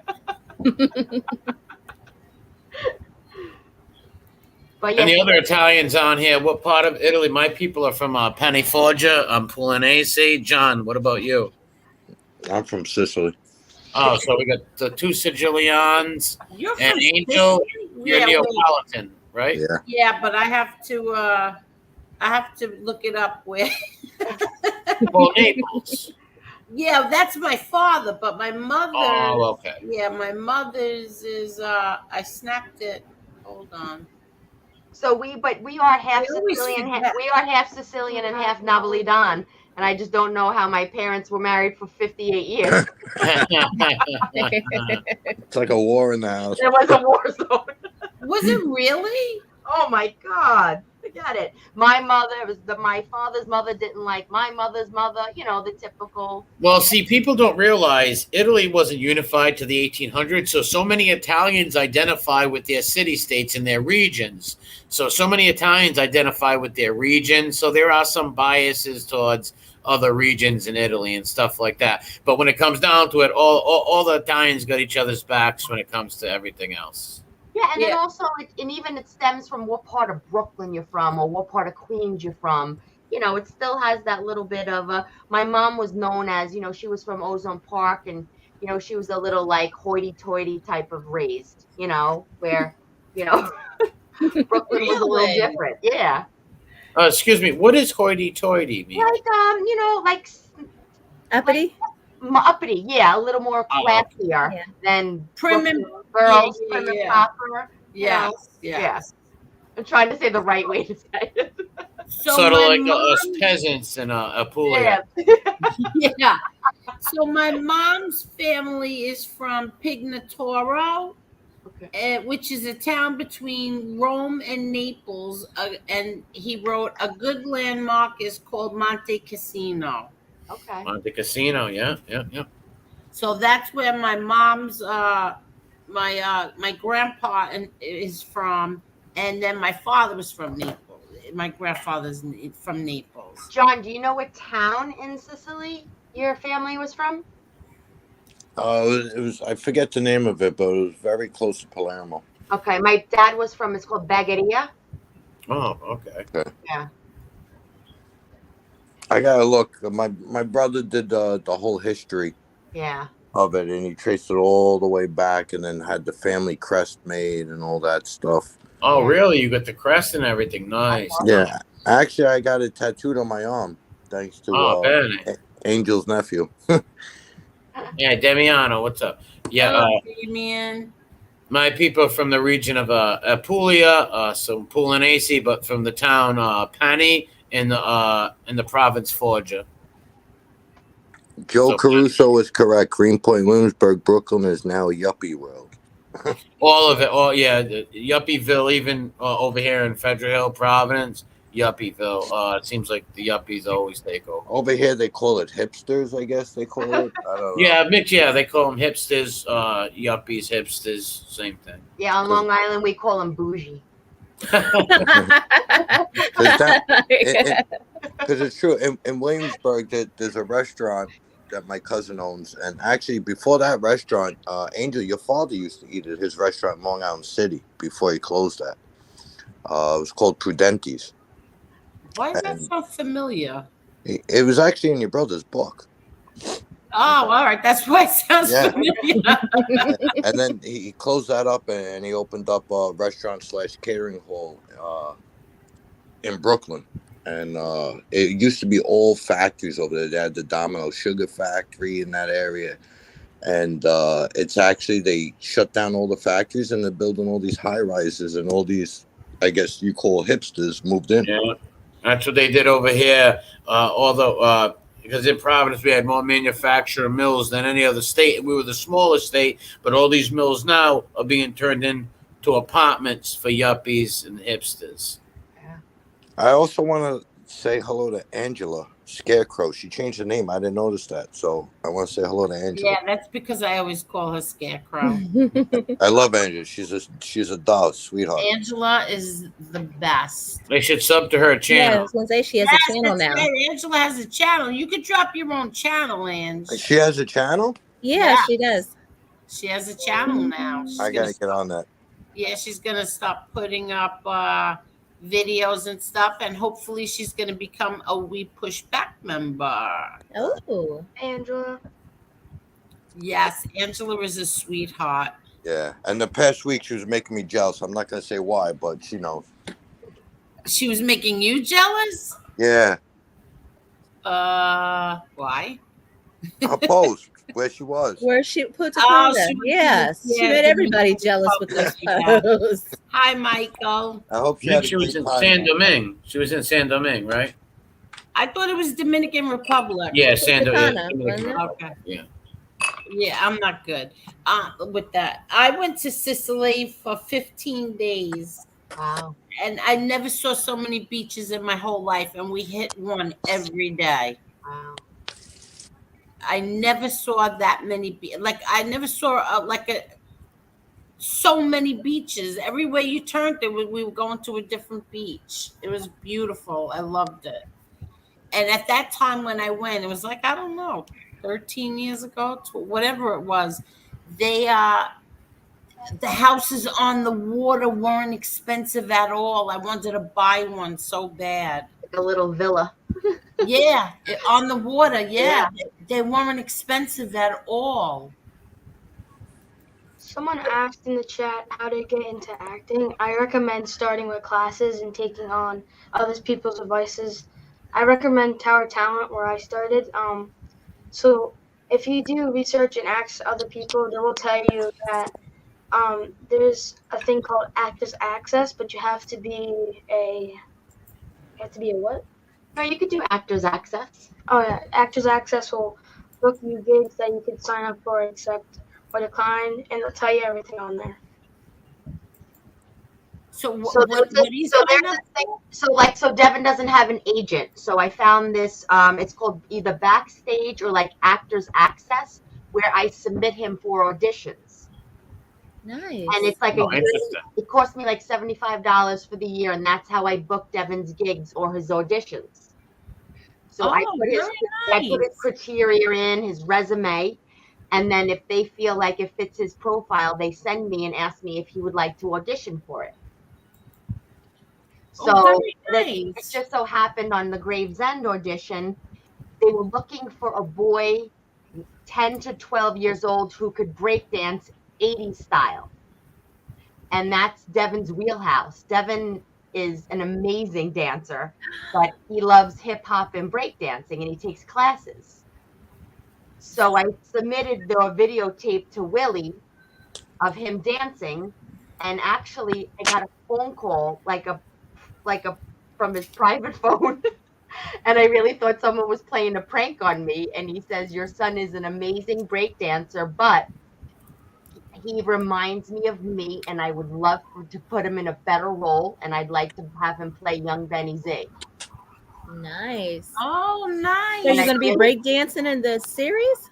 Are we going to see that? They got somebody else for that part, and then they gave Devon the young Benny Z part. But that was like his audition was breakdancing. Oh, very nice. Yeah, it's amazing how things turn out, you know. Yeah. But yeah, that they in the '80s scene they had other breakdancers there for that scene to do the kids breakdancing in that scene. Oh, so they had what? They had other children that came in to do breakdancing for the '80s scene, 1980 scene. So you see the kids actually breakdancing in the street. So actually, you went for that part, but you even got a better part. Yeah. Hey, God bless, man. That's very nice. That is. Yeah, it was awesome. I was like so surprised I got a lead role. I'm like, ah. You should be proud of yourself. Yeah, very. And your mom and dad for putting you up, teaching you to be a good kid, and putting you towards this, and you having the drive for it. God bless. Yeah, my family always taught me manners and how to treat people, and treat people how you want to be treated. Amen. It shows. Yeah, what a sweetheart. So are you into video games and all of that? Yeah, but my mom and dad limit my video games and everything, and I'm not on there for too long though. Oh, nice. Yeah, So I'm sorry. Go ahead. I have an Xbox VR, and I'm on the PC right now, so I can talk to you guys. And I'm an only child, so my parents always spoil me. That's nice. That's really nice. But you're very well you're a very well mannered little boy. I think that they did a very good job with you. Very articulate, also. Yes, Exactly. Yes. Yeah, I have great parents. I always teach me my manners. Aw. So now, is your grandma still with us or no? Yes. She was actually at the meet and greet in Philadelphia, and like you're saying, she met up with John, and I was trying to get her to dance in the streets of Philly with me. Oh, wait. I wonder if I still have that. Hold on. Let me check. You guys talk. Let me see if I still have that video in here from no, I don't. Yeah, no, Nona was there. I try to keep her her mind, keep her occupied, keep her active with the grandkids, just because, 58 years with somebody, and now all of a sudden, back in the day, you were what, 18, 19 when you got married, so I'm gonna drag her along, bring her on the set on Monday. That should be fun. I wish. Nice. Yeah, just that, I mean, I couldn't imagine if Devon did that for me, if my grandkids or somebody was doing something they love and on scene, and so for my mom to be able to see it, it would mean the world to me, Oh, very nice. Wait, I'm just looking through the videos to see if I have the Philly one here. Thank you, Angela. Appreciate that. Yeah, this way we could see. I think you have the video of the big cannoli out that was on the street. Let's see. What was the date of that? Was that May 11th? No, All right, let's see. Here, I see one here right now. Let me see. I'm uploading it, and then we'll see if that's Did you say fake cannoli, Devon? No, I said a really big cannoli. They made a okay. Yeah, that was the one with the world's largest cannoli. Let's see. Maybe we'll see you on this one, because I think we jumped in front. He came over. Oh, okay. Because I had to grab Devon. What this is. Yeah, it's uploading right now, and then we'll play it again. Okay. All right. If you like watching streamers, Angel, let him know about your son's channel. He just started it. If you like watching gamers. Oh yeah, that's true. We could. Oh yeah, definitely. He loves that. Yeah. It's I am truth, correct? Truth. I am the truth. Yeah. On Twitch, he's on Twitch. I am the truth. He's got a YouTube also. Yeah, you can watch it on YouTube, and her grandson also plays sometimes. Yeah, my grandson is 7, and he plays with his dad. Cute. Yeah. Your son's amazing. Hard worker, nicest guy. Oh, thank you, John. Really talented kid. He builds computers and stuff. Yeah, he's smart. Yeah. He's smart with the computers. He's smart at his job, and he's a great father and a great husband. He really is a stand-up guy. I love Frankie. Thank you. There's something wrong with you if you don't like my son. Yeah. But wait, let's show this one. Let's see if this is all of it or not. I hope you're on this one, Devon. Let's see.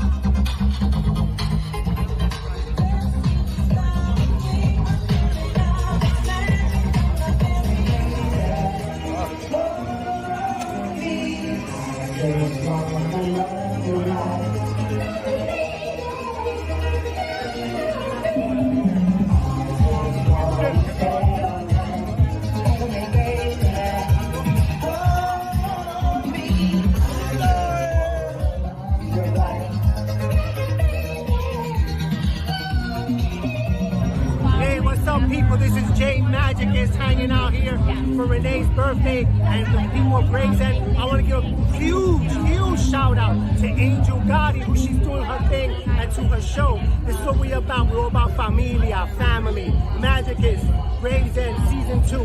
Peace. Hey Angel, it's Uncle Mark here from South Philly. We're live posted up on 9th and Federal, Rim Cafe event, sausage and peppers, longest sausage and peppers event. If you ever need anything from South Philly, any true authentic South Philly Italian sandwiches, Italian street food, Your boy Uncle Mark Philly, straight from South Philly. I got you. Good luck with all of your YouTube, live, Instagram, social media content. I got you. I'm gonna follow you. Hit me up, Uncle Mark Philly, Instagram, all social media. Good luck. See you soon. Much love. What up? This is King Charlie Prince from the legendary group Rockmaster Scott and the Dynamic 3. I'm the one who started the roof is on fire. We don't need no water, let it burn. But you know what we really said, let the MF burn. You know what I'm saying? We got children around right now. You feel me? And DJ, please pick up your phone. I'm on the request line. You feel me? So I like to give Angel Gotti a piece of blessings. Keep doing your thing, as always. Don't worry about these snakes in the grass. You know what I'm saying? It is what it is. Do your thing. Peace. Wait, I gotta try and find the other one. The sausage looked amazing. Oh my God, doesn't it? I know. What a tease. Looking at all this. Oh my God, that looked amazing. Now I'm hungry for that. I want. Oh my God, me too. Wait. I gotta find the one with Devon on it. Hold on. I don't understand why I don't have it. Hey, Andrew, what was your son's YouTube account? I Am the Truth, I think. Let me see. I can see because I'm subscribed. It is. He's on Twitch, YouTube. Yeah. I Am the Truth, I believe. Where is the other one? Yeah, it's I Am _ the Truth. Underscore. Is there spaces? Yeah. So I am _ I am. In all caps. Okay. I'll go subscribe. I don't know why I can't find this now. Hold on.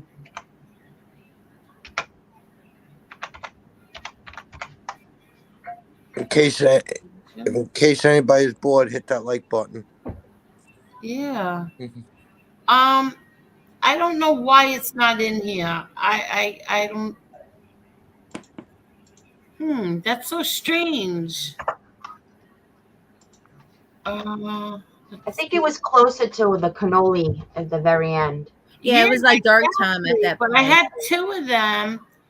Angel. Okay, let's see. Chicky. I want to be free. Chill. Exterior. All right, I'm just looking through all of these things right now. I think it was pretty close to the guy who was the How You Doing? That guy. I think his name was Bruce. Yeah, Bruce was on there. Yeah, the funny one. He was right there. Even Pasquale was on there. Yeah, Let me see if it's this one. Yeah. It's the video with the big cannoli. Well, I see this one, but I don't understand what it is. So let me just, it's uploading. It says Talking Gotti. I don't know what that is. If it's not the right thing, I'll just take it right down. But I'm curious. Talking Gotti. Maybe it means they're talking to Gotti. Yeah, I don't know. Let's see. Talking Gotti. Maybe this might be it.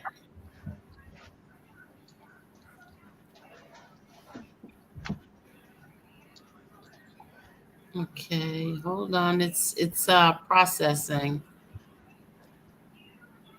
Sometimes I delete these things to make room for other things. No, that's not it. I already have that. Oh, no, it's the wrong thing. I'll find it. I do the same thing on my phone. I have so much storage built up. Yeah, exactly. I don't know what happened. Why? Okay, it's the one that says South Philly, Show Some Love, John Minucci. That's the title. What is it? It's the title says South Philly, Show Some Love with John Minucci. Yeah, where is it? It's 3 weeks ago, it says on my YouTube. Oh, you know what? That's what we'll do. Yeah, just go on your YouTube, Angel. Yeah, I'll just go into the YouTube. Share the link. Yeah, hold on. All right, you guys talk while I go find it. MRE. You always grew up in Providence? Yeah, Providence, Johnston, a little bit of both. I lived in Providence until, well, my grandmother always lived there, but I went to school there and I lived there until fourth grade. Then moved to Johnston. Uh, Lived in Johnston my whole life. But it's like I lived in both Providence and Johnston because always going back and forth.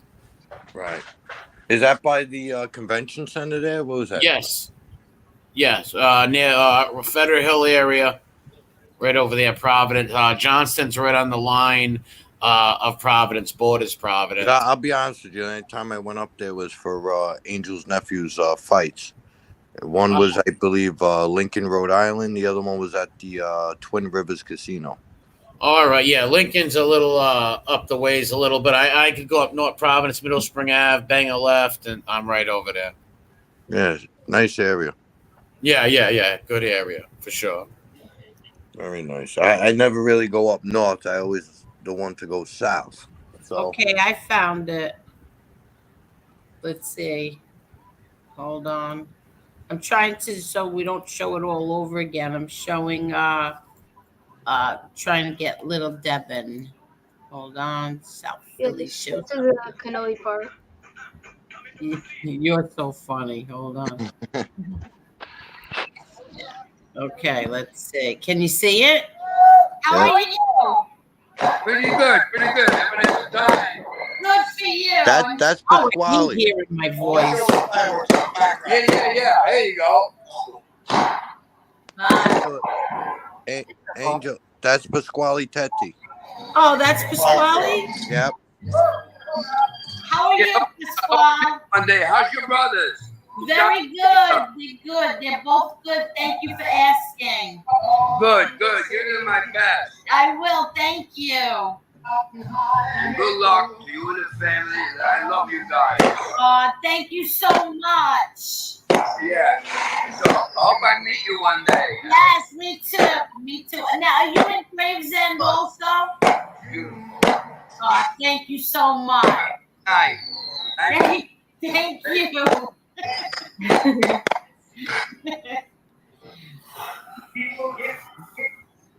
Yes. They're going in the fireworks, so it's kind of hard to hear. Oh, okay.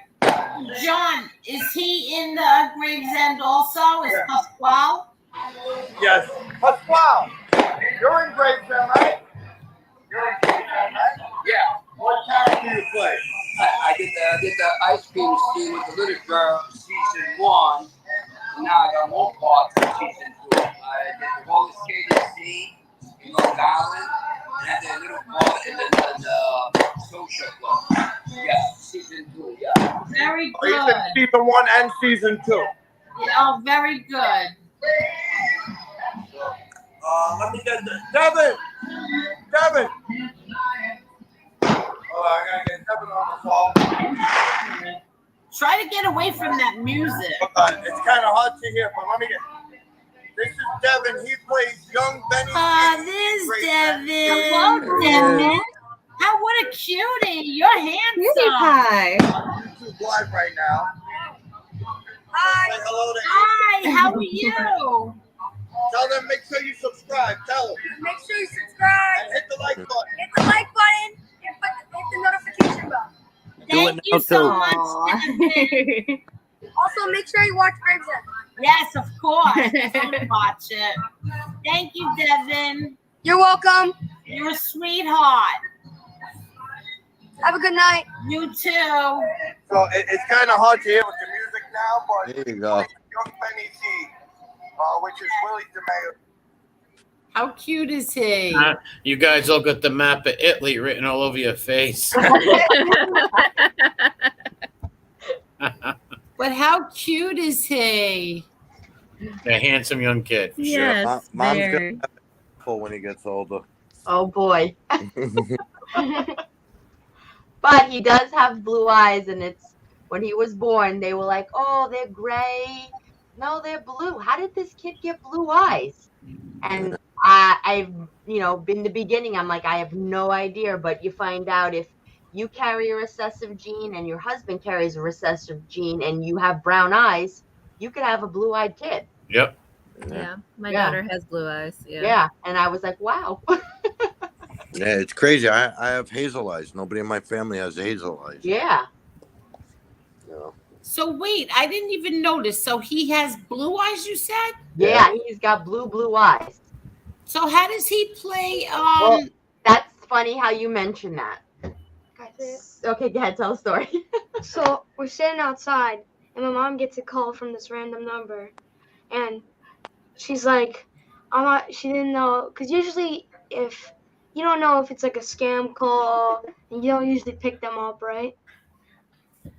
So my mom, like, says, it might be Benny, it might be someone that we know that's just on a different phone, or it just had a different number. So my mom decides to answer, and Benny is on the phone, and he goes, William DeMeo was on the phone. Yeah, William DeMeo was on the phone, and he says, "Oh, is this Tanya?"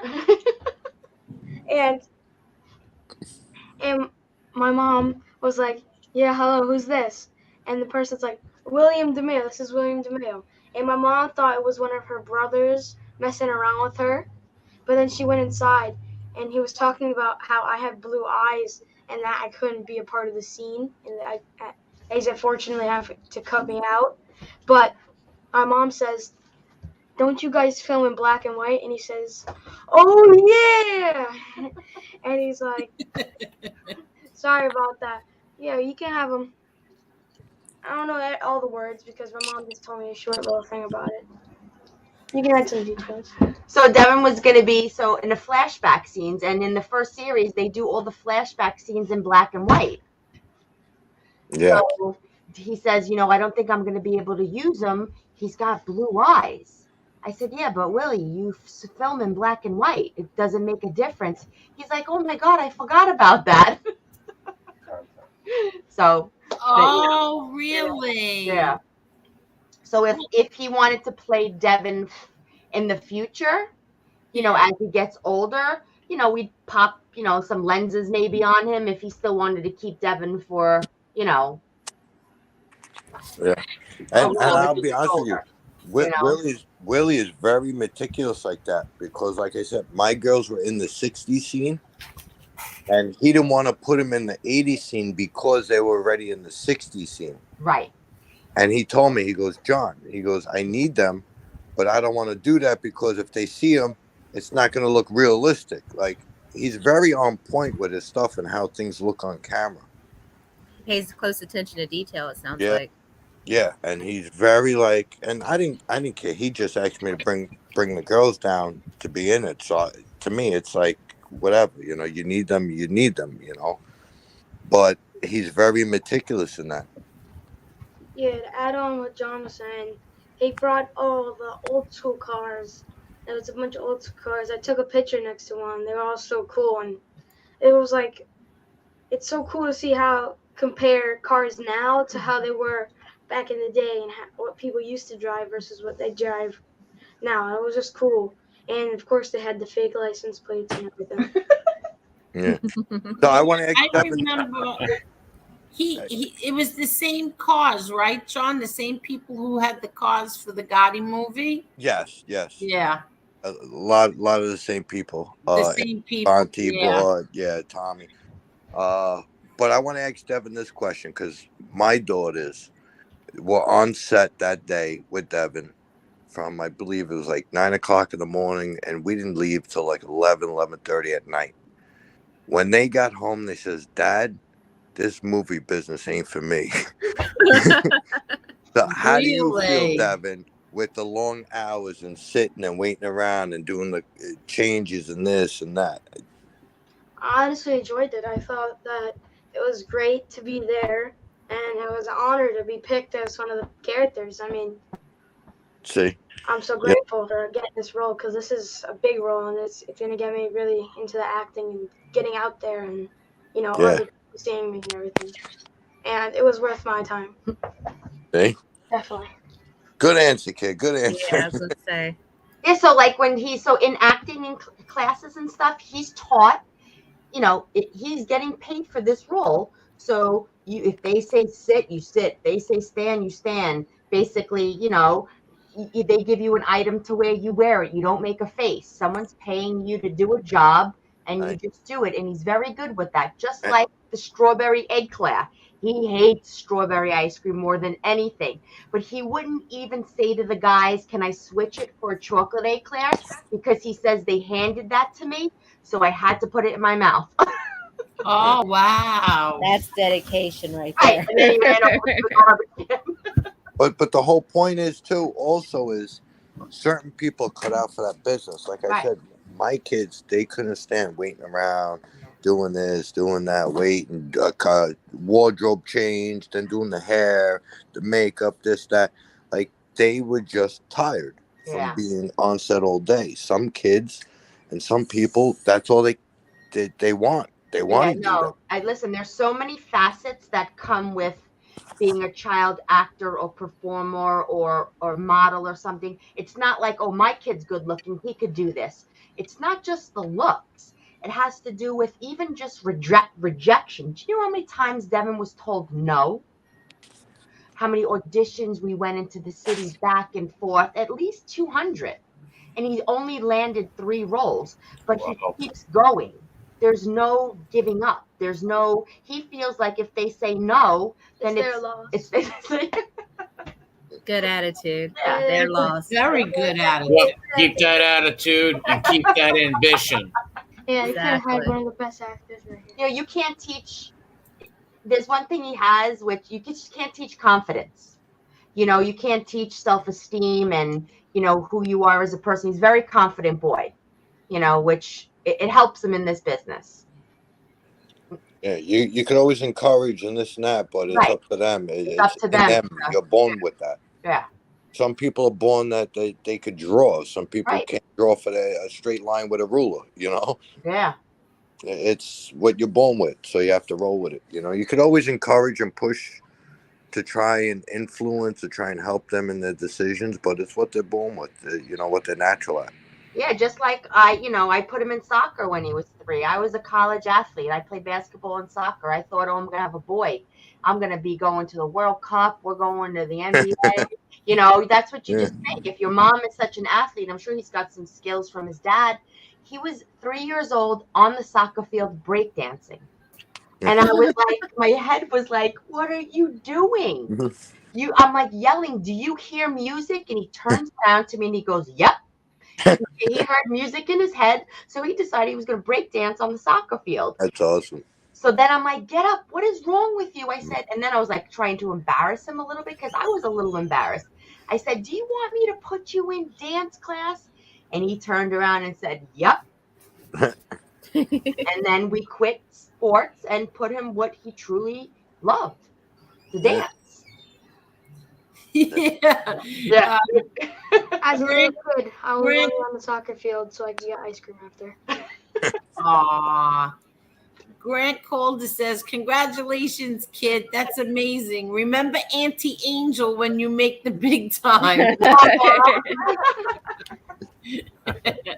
And don't forget me, too. And, don't forget the co-host. Absolutely. That's it. We're all going to the top. Yeah. And you know what? I'm friends with Tommy, Big Time Tommy. I'm going to see if I can get Big Time Tommy to come on here. Yeah. What do you think, John? Can we get him? It's a possibility. We'll talk later, but I know he's doing a lot with his cigars, and he's been all over the place because he was actually supposed to be in Long Island that day that we went on set. And he had to be in Jersey because he was doing a signing for his new cigars. Oh, what happened? I'm sorry. I was Marie has. Yeah, I wanted to say bye. I gotta. My cousin gotta help him with something. I just wanted to say bye. It was a pleasure meeting you, Devon. God bless you, and God bless your mother and your great family. John, it was a pleasure. Marla, it's always a pleasure. And Angel, it's always a pleasure, and thank you for having me on. Thank you. Thank you so much. And God bless you all, and I'll be waiting for season 2. I can't wait. Thank you, Marie. All right, chicken elmo, ciao. Thank you. Bye-bye. Yeah. So I was saying this Big Time Tommy was supposed to be on set that day that we were there in Long Island. and he actually had to do a cigar signing. He has his brand cigars, Big Time Tommy cigar. So he had to be in Jersey that day. But he's actually the one who got the hookup for Willie to film there. Oh, really? Yeah, he was there because they filmed there twice already. So he was there the first time, and then when I called him that morning, he says, "No, I wanted to be there, but I got a cigar thing to do in Jersey." Yeah. Okay. Back to the car thing. My uncle Carlo, he also has a Mustang, and it's a 81 Mustang. Nice. Yeah, he put him in it, and Devon's like, "Wow, this is what the cars look like back then." Oh, really? That's right. Oh, You know? wow. Yeah. I had a 90 Mustang and a 91 Mustang. Yeah, I saw the green one that you sent me. Oh, wow. And then on set they have the old Grand National, they got the Corvettes, they got the old Cadillacs. Depends what scene they're filming. They have them all. It's amazing to see the old cars. Yeah, it really is. It's so awesome, those cars. Yeah, and back then you didn't even have to wear a seatbelt. You put 3 in the front, right? You had 3 in the front, yeah. 20 in the back seat. Yeah, 20 in the back. They had ashtrays in the car back then. Back then, some of the cars didn't even have seatbelts. Yeah, and there were ashtrays, cigarette lighted. I mean, it's the craziest thing.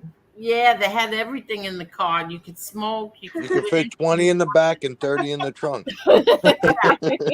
Exactly. And it's so surprising how they still have these cars in great condition, and they're putting these on the show. I mean, like, it's so. How do you get a car in such good condition that's 20 years old? Like, people have like 5-year-old cars, and like they're not in good condition. Exactly. Like, how people do that. But those cars right there, those were in amazing condition. Yeah, well, they're car collectors, so they put them in garages, they put them in AC and heat control. Yeah, I remember we had 2 blocks. All the cars were parked, and then they would close the street down when it was time to film a scene, and you'd have the cars, pass by. And I remember the traffic that they caused in Brooklyn. Yeah. Like, the traffic was all backed up because, like, they would close the street down and have the old cars pass by and then stop, let the cars go, the regular cars, the buses and all of that. It's very it's a little nerve-wracking. Yeah. I mean, it was nerve-wracking for me because I always worry about everybody else. Mm-hmm. I'm like, oh my God, these people on the bus, they're going to be late for work. All these things go through your head. Yeah. That was on Bath Avenue too, right? When they filmed in Brooklyn. Yeah, was that Bath Avenue? Yeah, that was Bath Avenue in Brooklyn when they filmed wow. the Gotti movie. Yeah, that's right. I think you told me that once before. Hi, Richie Baldessari. Hi, Angel. I love to you and your family. Your father was and is #1. Thank you. That's sweet. Thank you so much, Richie. Well, he was to me. Hit the like button, please. What are we up to? Last I checked, you were like 161. I'll refresh it. You are. Oh, hold on. Let me see. I'm sorry. We gotta get 200 for Devon. Guys, if you're in the stream, hit the like button for Angel's stream. Aw, you're a sweetheart, Devon. So, Tales from the Snitch, how are you going to try to be a tough guy wearing skinny jeans? I don't know. Who was wearing skinny jeans? He's talking about that jerk off rat, Gene Borello. Sorry for my language. Oh, you cursed in front of Devon. Sorry, Devon. I get annoyed when I hear that name because. All right, well, don't say it then. Oh, I see. It's coming. I didn't see it before. All right. I don't when I'm on here. I don't know how. I can't do anything. I know, but Devon's here. Sorry, Listen, like I close said, your we're ears, from an Italian household. He can handle it. Oh, okay, There's okay. no, I get it, but you know what? I know you want to cut from the riffraff coming in, but Yeah. if you guys say it, I mean, trust me, we're good. Oh, okay. Yeah. You're at 147. I'm sorry, I Oh, misspoke very earlier. nice. That was good. Very nice. Very good. Let's see. Tails is a good guy. What is that? I don't know what that means. I'd be talking about Tales from the Snitch. Oh, okay. Hi, Mr. Smith. Mr. Smith is here. Hey, Mr. Smith. I'm saying, did they show anybody when I showed the video? Was anybody wearing skinny jeans? I couldn't figure out what he was talking about, but I get it now. Yeah. Mr. Smith, you are not riffraff. We're all riffraff. Yeah, exactly. We're all. So, Devon, do you have school tomorrow? Oh yeah, I gotta get up early tomorrow. That means he's signing off. Yeah, as if he has a bedtime. Come on. All right. Thank you, Tanya. Thank you so much. And Oh, please, it's a pleasure. Like I said, anytime. I'm glad. Like whenever you guys call up or message, we're Okay, anytime anytime you feel like just coming on and saying anything, you guys are awesome. You are too. Thank you so much, and so is your son. You should be very proud of how you really did a beautiful job. Thank you. You know how it is. I only have one, and I have a son, and boys are very. He's a mama's boy, and it feels good. It's nice. Exactly. I'm just trying to, I'm just trying to groom him to be a good boyfriend, husband, father. That's trying. You're doing a good job. Keep up the good work. Yes, doing a great job. I'll talk to you soon, Tanya. And all right, guys, have a good one. Have fun in Florida. Good night, Devon. Good night, Tanya. Bye, guys. Bye. Good night. Good night. Thank you. And then there were three. Yeah, what a great. Yeah, you're right, Ron. Very well mannered boy. Very, very nice. You could tell that the family involved. When there's family involved and you're raised correctly, you makes a tell. difference. Yep. Yes. What a good boy. I can't get over that. He's such a nice little boy. Yeah, he's a doll. He's amazing. Yeah. So what have you been have you seen been to any of the filmings? I haven't. He's been filming in Brooklyn recently. I haven't been. I've been too busy at work because I'm actually going away soon. So my job's been crazy, trying to get everything done before I go away. But he's still filming. It's been in Brooklyn, and he's doing good. Okay, good. And so he's done at the end of the month. Is it on schedule and everything? So far, it's on schedule. Thank God the weather's holding up for him, and he's getting good days. Except tonight, it's like thunderstorming, but he's not filming tonight. But good. Like Devon, he's going to be on set on Monday, so they're going to go out through the end of the month, and they're on schedule. I'm going to let you know about that big block party that he's doing with the fireworks and everything. That I'm looking forward to. I'm looking forward to that. A lot of people are going to be there. Yeah, because he invited me the last time when he did a few. He did something in the Poconos. Mm-hmm. Do you remember that? Right up my alley. That was he that was his 4th of July party. He shut down the whole block. He lit it up. I got to send you a video. Maybe you could put it up. Yeah, no, not that. I was invited to that too. No, the other one where he was it at a casino or something? It was a big dance party or something. Yes. Yeah, he invited me to that. I didn't go to that. Then he invited me to when my brother John went, as a matter of fact, when they were filming was like a carnival or a bazaar. Yes. Yes, and that's when the act James Russo and Christina Rossi, all of them. I forgot her name. Oh God, Christina DeRosa. Christina. Rosa. Yeah, DeRosa, I believe her name. Yeah, and they were all there. I didn't go to that. And then he had a big party somewhere on 86th Street. I didn't go to that. This time I'm going.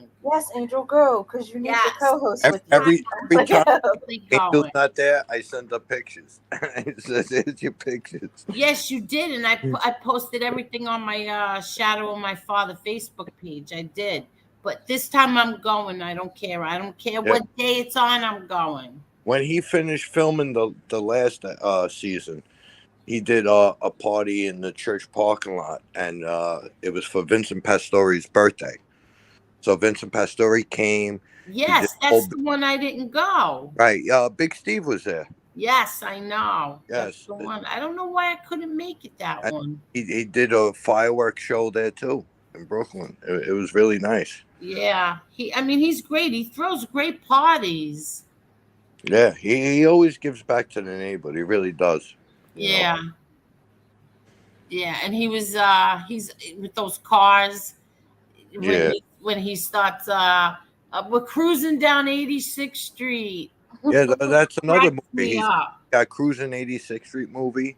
He's got another movie called Back in the Days. Yeah, Back in the Day. Yeah, and Cruising 86th Street. It's funny. He's always with the old school, the whole old neighborhood. You know, it's sad that it's not the same way anymore. You know. Yeah, I know. Yeah, no, I know. But this time I am going, and hopefully Marla comes. Yes, I'm coming. Yeah, and who knows? Maybe MRE will come. Hopefully, we get everybody go. Yeah, exactly, and we can film from there, and we could share it too. We can show everybody on YouTube. The whole party we could do. I think he said it was going to be a block party, right? Yeah, it's going to be a block party, shutting down the whole block. Yeah, so that's good. I'm looking forward to that. That's the end of June. And that's the other thing he even said. I believe he said when you interviewed him too. He gets so many requests for interviews, and he's kind of like us. Like, you don't trust everybody out there. Like he's been on, Fox 5. He's been on the news, this and that he'll do. But like, there's so many people that want to do a podcast with me, do this, do that. He don't do these things with people he don't know. And it's not that he's being, people want to take it the wrong way that, oh, you're a big shot, you're a movie star, this, that, you don't want to do. It's not that. It's that he don't know who these people are. He only does interviews for the people that he knows, for the people that he could trust. Because in that industry, and even in life, everything is cutthroat. And you just can't trust everyone. And that's why he did that interview with you. He stopped in the middle of filming there just to do the interview for you because you're like family, He's a sweetheart. And he's not going to do that for anybody. And that's just the bottom line. It's the way it is. I know. He's very, very, very sweet, very nice. He's such a doll to me.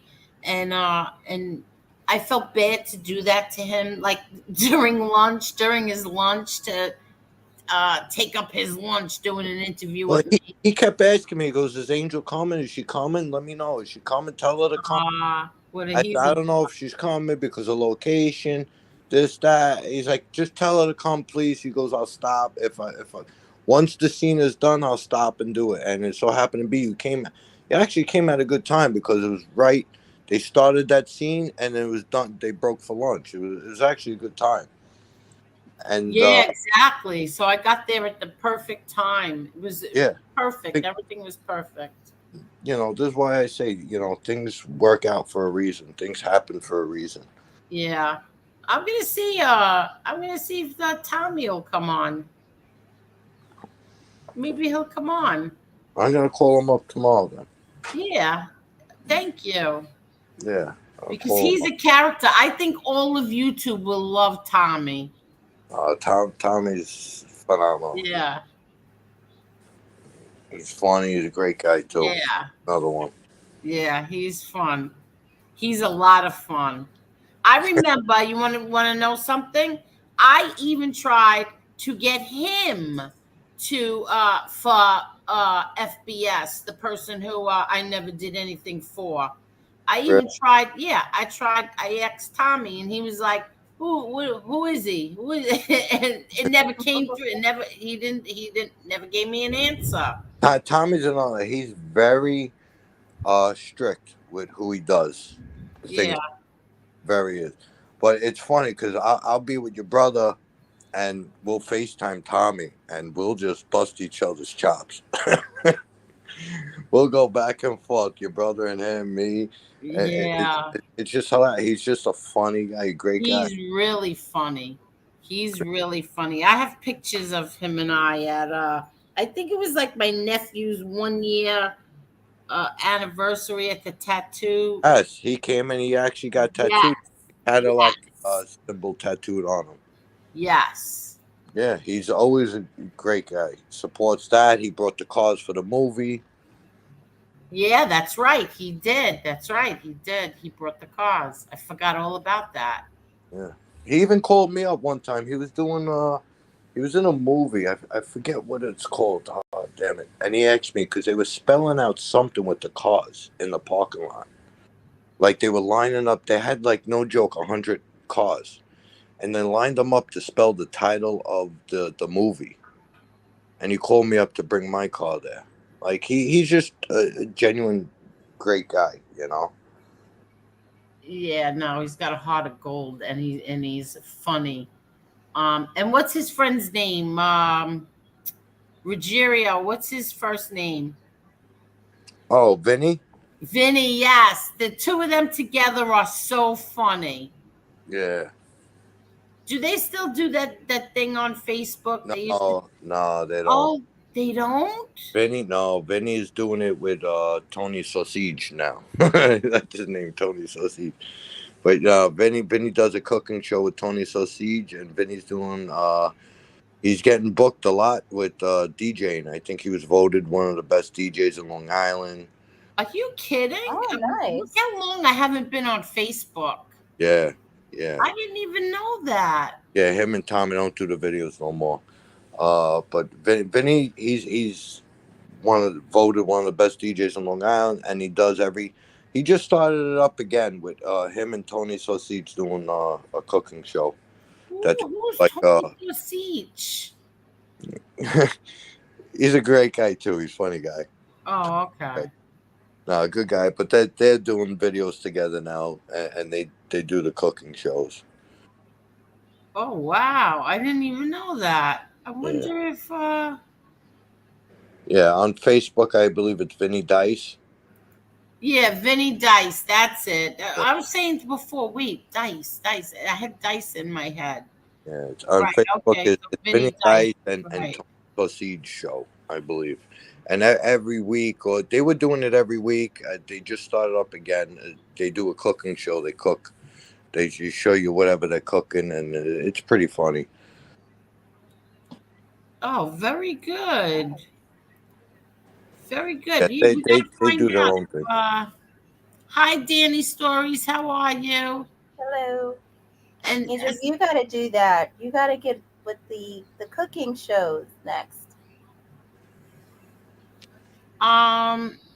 Yeah. I don't know.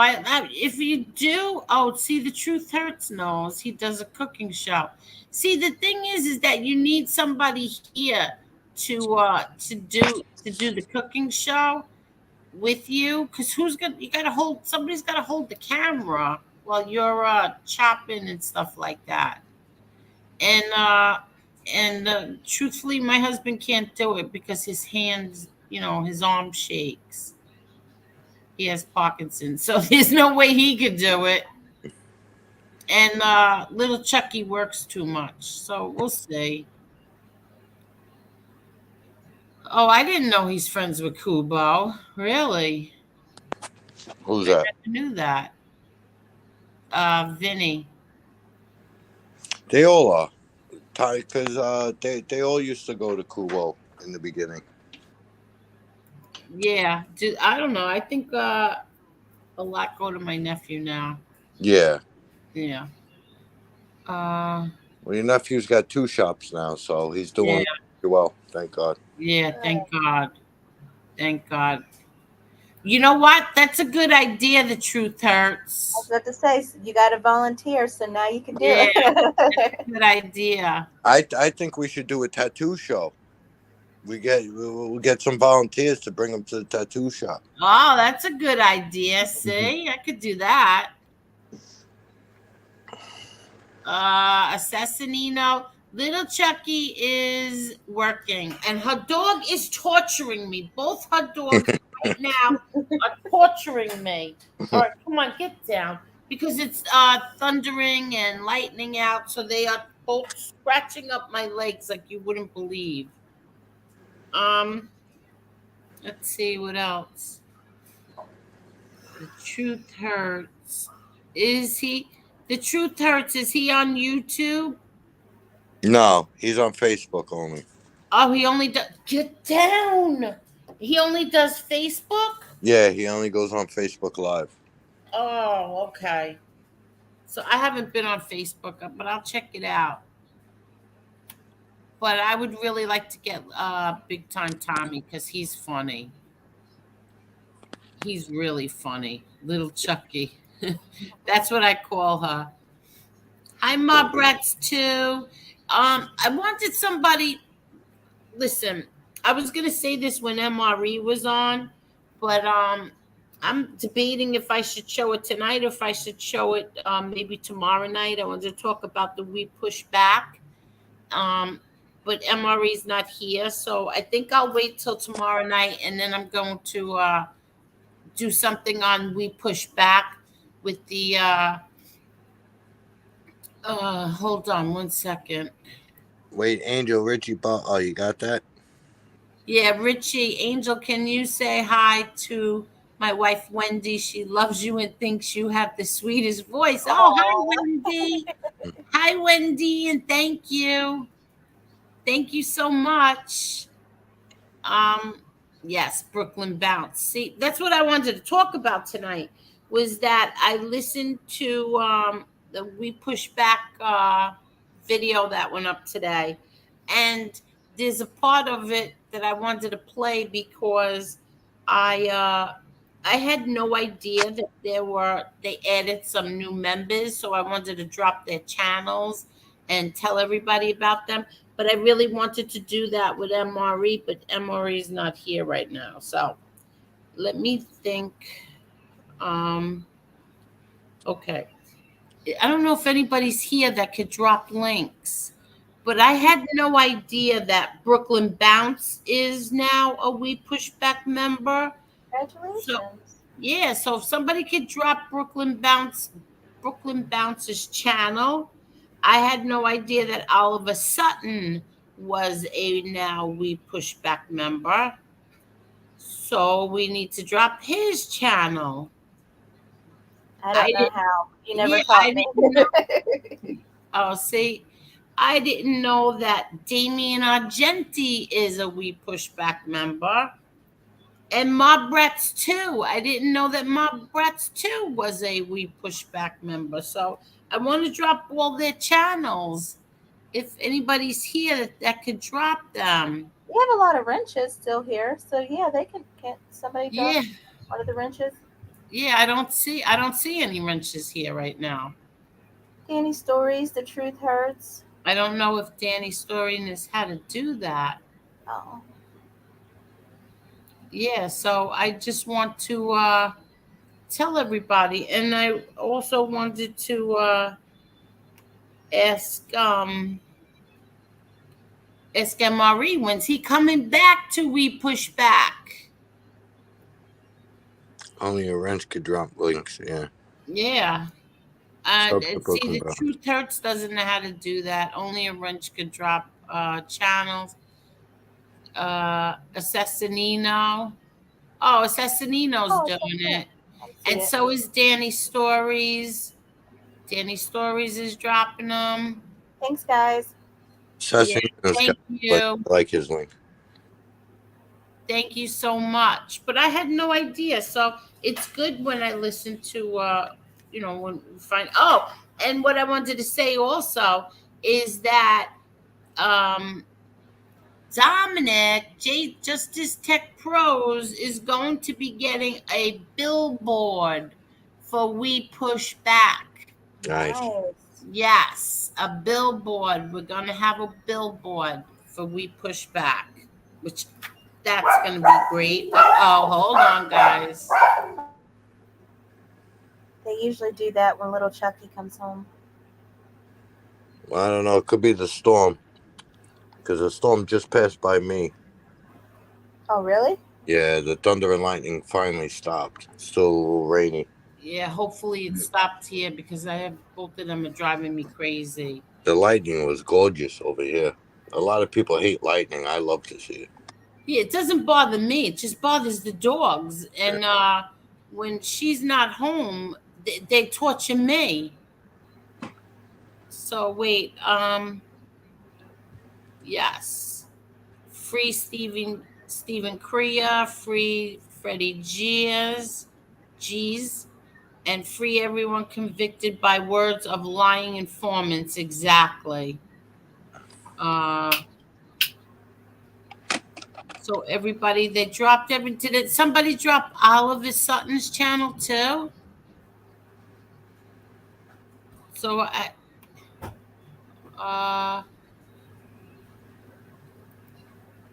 hey Chris, he had to leave. He left. He said he had to go do something with his cousin. So he left. And I think that we covered everything, right? Maybe tomorrow night we'll play the video from We Push Back, but that's all. That's what I wanted to say. Can I ask John, what do you do behind the scenes? Is it okay if I ask, or is it? Go right ahead. You could ask John whatever you want. What do you do behind the scenes? What, as a job, or what do I do behind? No, on Gravesend. Gravesend, absolutely nothing. I just stand there and support and have a good time. I'm more interested in how it's all put together. Now, is this the first time you've been behind the scenes to see how, is this? No, I've been on a few sets before. I've known Willie for a long time. I was on season 1 behind the scenes, watching it being produced. Couple of the filmings in Brooklyn for the Gotti movie, I was behind the scenes. I just like to watch how it's all put together. It's amazing. I like to see how the directors work. Like Willie, he kind of amazes me how things come to his head and how he sees his vision, and how a whole team of like 100 people put it together and it gets done. That I find amazing. It sounds interesting. Angel, you gotta go back on the set. I want to see how they do it. Yeah, well, is it an all-day thing though? Really, like you said, like it's an all-day thing? It's all day. Yeah, it is, because listen, for like, no joke, for like a 5-minute scene in the actual movie or in the actual show, it could take up to half a day to a whole day to get that. Oh wow!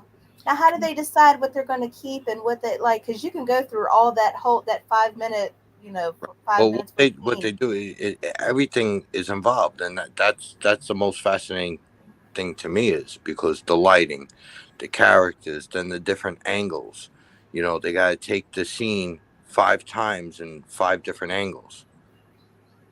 And then when it all goes back to the cutting board, they decide from then what gets put in, what doesn't. Oh wow! Yeah. So you may go through all that work, and then that scene may be totally deleted. Exactly. So that's what's so fascinating, how Willie, and a lot of directors, I guess you could say, but I'm watching Willie do it, and for him to have a vision of what he wants, he gets what he wants, and it's done. That's it. Move on. And then he'll ask, the co-director or the co-producer, What do you think? Should we do this? How did that turn out? And yeah, we got it. Let's go. And then off to the next scene. If not, they retake it. They change the camera angles. They change this. They change that. But it's amazing how it could take, 10 takes just to get 10 different angles. And then if you mess up one of them, or if one of the actors messes up, they got to do it again. So it's interesting. Yeah, it is very interesting. But and then you realize why the budgets for these movies and these shows are so high. Because you have all these people.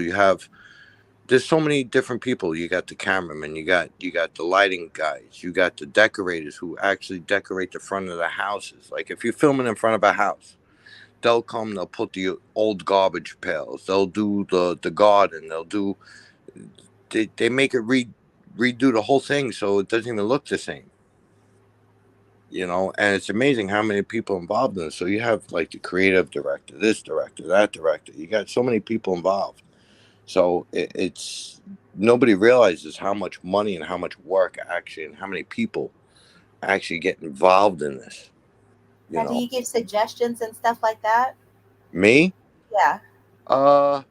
Because you're there, you pretty much know what's going on. So do you give suggestions and be like, hey, try this? Or I do, but I try not to because I don't want to overstep. It's not my production. It's not my money. It's not my show. But as a friend, I will tell him, if I hear him talking about something, I'll be like, hey, Will, I heard you say this, but what happens if you do it? And he'll take it, he'll understand. But I try not to do that because, like I said, it's his show, it's his thing. He runs with it. I don't want to be the one to keep saying, hey, listen, you can have 5,000 people look at a show and they're going to have 5,000 different opinions. But it's his vision, his show, so you kind of have to let it go. If there is something like you feel is important, and it depends, like how close you are to somebody. Because sometimes they don't want to hear that. They're in the zone, and they don't want to hear any outside things. They're in the zone. So you kind of got to know your boundaries with who you're dealing with. Because you don't want to overstep, and you don't want to disrespect nobody. Because don't forget, it's their vision. Willie's the director, the producer. He wrote the story. So you really don't want to disrespect him if you don't like it or not. Mm-hmm. It's his vision. So if that's what he sees and that's what he thinks is great, you got to go with it. Of course, as a friend, you're gonna give some minor suggestions, but I'm not in that field or have that expertise to give those suggestions. But certain things you can, Like do you ever get starstruck? What's that?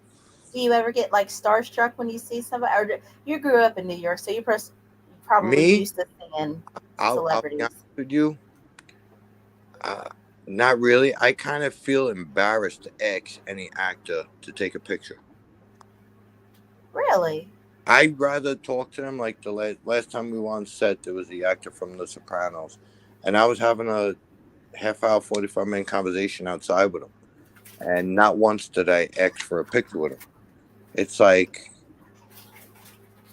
I feel it's not disrespectful, but I feel like, why do I need a picture with him just to say I was with him? Yeah, I can see that. Like if you have a nice conversation with somebody and you get along with somebody and they actually give you their phone number to talk, hey, whenever you're in town, give me a call. I don't, if I'll ask and I know they'll say okay, but I'm not the one to do that.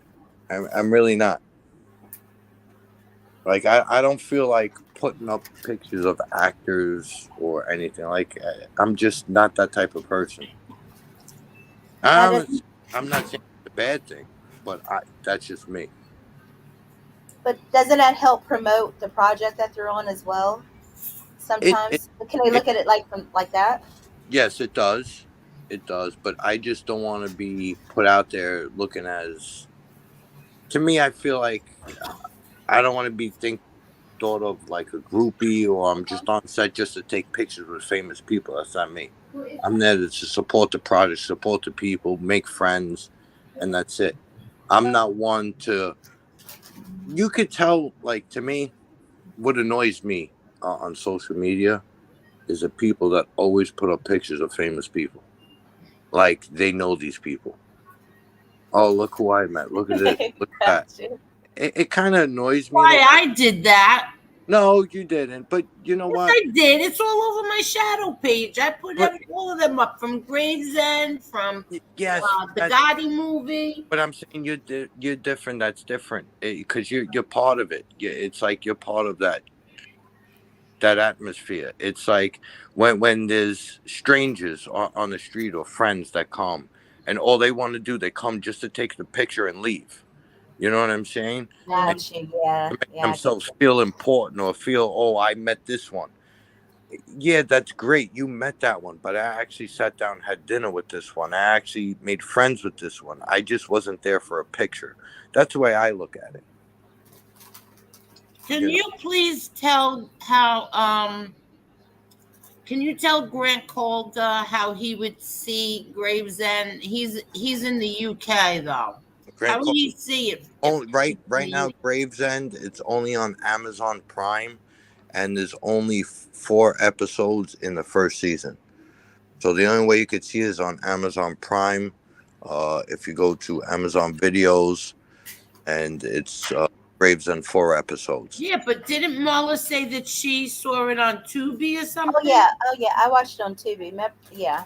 I didn't know it was on Tubi. All I knew was on Amazon Prime. So if it's on Tubi too, I guess you could check that out. Marla, maybe you could help with that because I'm not familiar with that.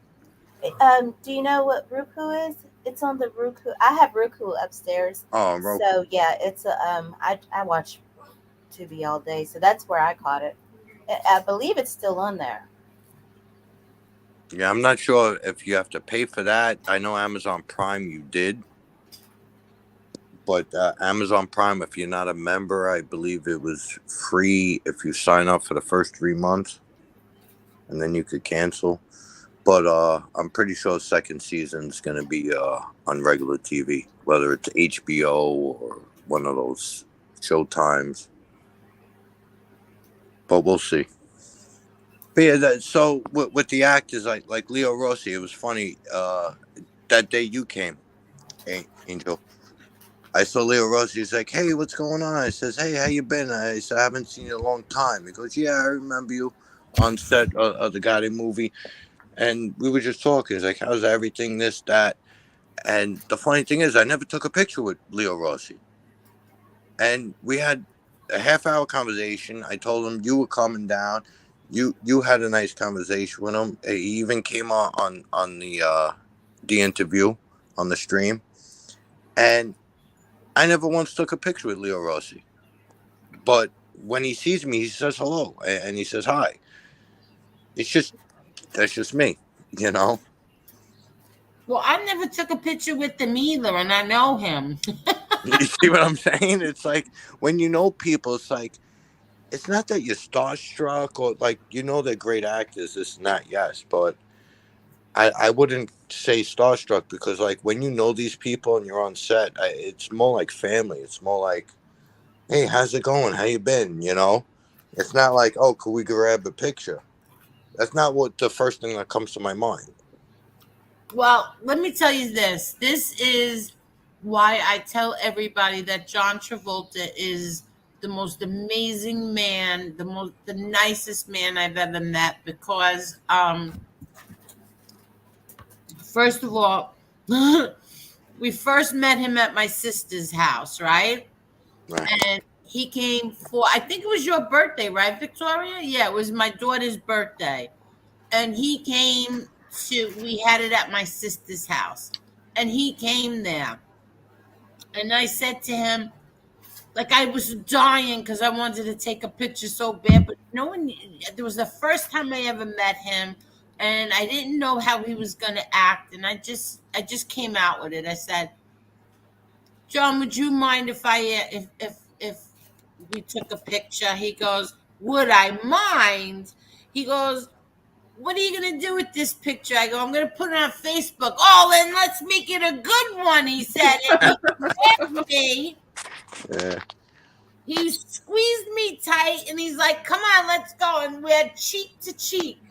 And that's what we did. And then He took pictures with everyone. He took pictures with my daughter for her birthday. He didn't care. The one thing I love about that man, he will be eating and, sitting there eating dinner. He has no problem getting up from the table and taking a picture if you go over to him. He's amazing. No, he doesn't. And I don't know if I told you the story, but your brother invited me to the premiere when it came out. So I went. And then after we went to dinner, and nobody told me that John and Kelly were coming for the dinner. So I was there at the dinner, and I was actually talking to your brother John, and Travolta was there, and we took a picture together. John's like, "Oh, come on, you want to take a picture? Let's take a picture." I said, "Okay." So the three of us, me, your brother, and Travolta, took the picture, and then I said, then once that was done and established, I says, "John, you mind if I grab the picture with you?" He goes, "Yeah, no problem," and he took the picture. So I know how much my wife is a huge fan of Travolta, and so are my kids. They call him Danny Zuko. I'm like, once they find out that I'm here with him, they're going to flip out and I'm going to be in trouble. I says, how am I going to do this? So after dinner, I waited till after dinner, and John was sitting at the table. I believe you were there, your sister. Everyone was at the table, and I walked over to him. He was sitting down, and I felt so embarrassed. I felt embarrassed to do it, but I had to, knowing that my kids love him so much. So I says, "John," I says, "I'm sorry to bother you. I know you're at dinner. You just finished." I says, "My kids love you. They call you Danny Zuko." I said, "Do you mind if I FaceTime them? Would you be able to talk to them?" He goes, "Get them on the phone right now." I says, "Really?" He goes, "Yeah, call them up right now. Let's go." And I got him on the phone, and he FaceTimed my kids right there at right after dinner. And I'm like, wow, who would actually do that? Like, what a gentleman. That is so sweet. He's a doll. He's a sweetheart. He really is. Yes, and no problem doing it. He left. He had a great time on the phone with the kids. As soon as they answered, they started yelling, "Danny Zuko, Danny Zuko," and he started laughing, and he had a great time. He's like, "Hi girls, how you doing?" Like, who does that when you're at a dinner for like a movie premiere? He's a sweetheart. Unbelievable guy. And that was the only time I actually ever asked somebody to do that. And I was actually a little bit embarrassed. And I would understand if he would have told me no. I wouldn't take it personal or offense, because you're at a dinner, But he actually took the time out and says, "Yeah, no problem." What a gentleman, sweetheart. Love the guy. Nothing bad to say about him. I love him. And then I told this one 100 times. I told everyone. But when Louis died, like, we were devastated. We really were devastated. And he and Louis were friends. It was so amazing. Like, I used to tell Louis, "Are you bothering him?" He's like, "I'm not bothering him. He told me to call him." They could send him videos. Yeah, they would send each other videos. He would send Louis things. They kept in touch with phone calls and text messaging. They text each other. Who did he? Yeah. I think they all ate. And then when Louis died, he called me and he stood on the phone with me for a half hour. Like, he is an amazing man. He didn't have to do that. He didn't have to call me. No. But he's he did. He's a sweetheart. He really is. Yes, he is. That's why I tell everyone, you have no idea what a beautiful man that man is. Even when he was down in Brooklyn, when I was on set there on Bath Avenue, he came outside. He got in the car. Even the state assemblyman was here. He showed up, and John got out to say hello to him, this and that, and then he stopped. Yeah, I remember that. Yeah, Marty Golden. That was in Brooklyn. Marty Golden came, the state senator, and everything. Like, he made time for everyone. It was amazing. He's a gentleman. I got nothing bad to say about him. I don't care what anyone says about him. The guy's a gentleman. Stand-up guy. I don't care what anyone says. What'd you think of the Gotti movie? The Travolta one? You asking me? Mm-hmm. Well, I know what Angel thinks of it. I actually liked it.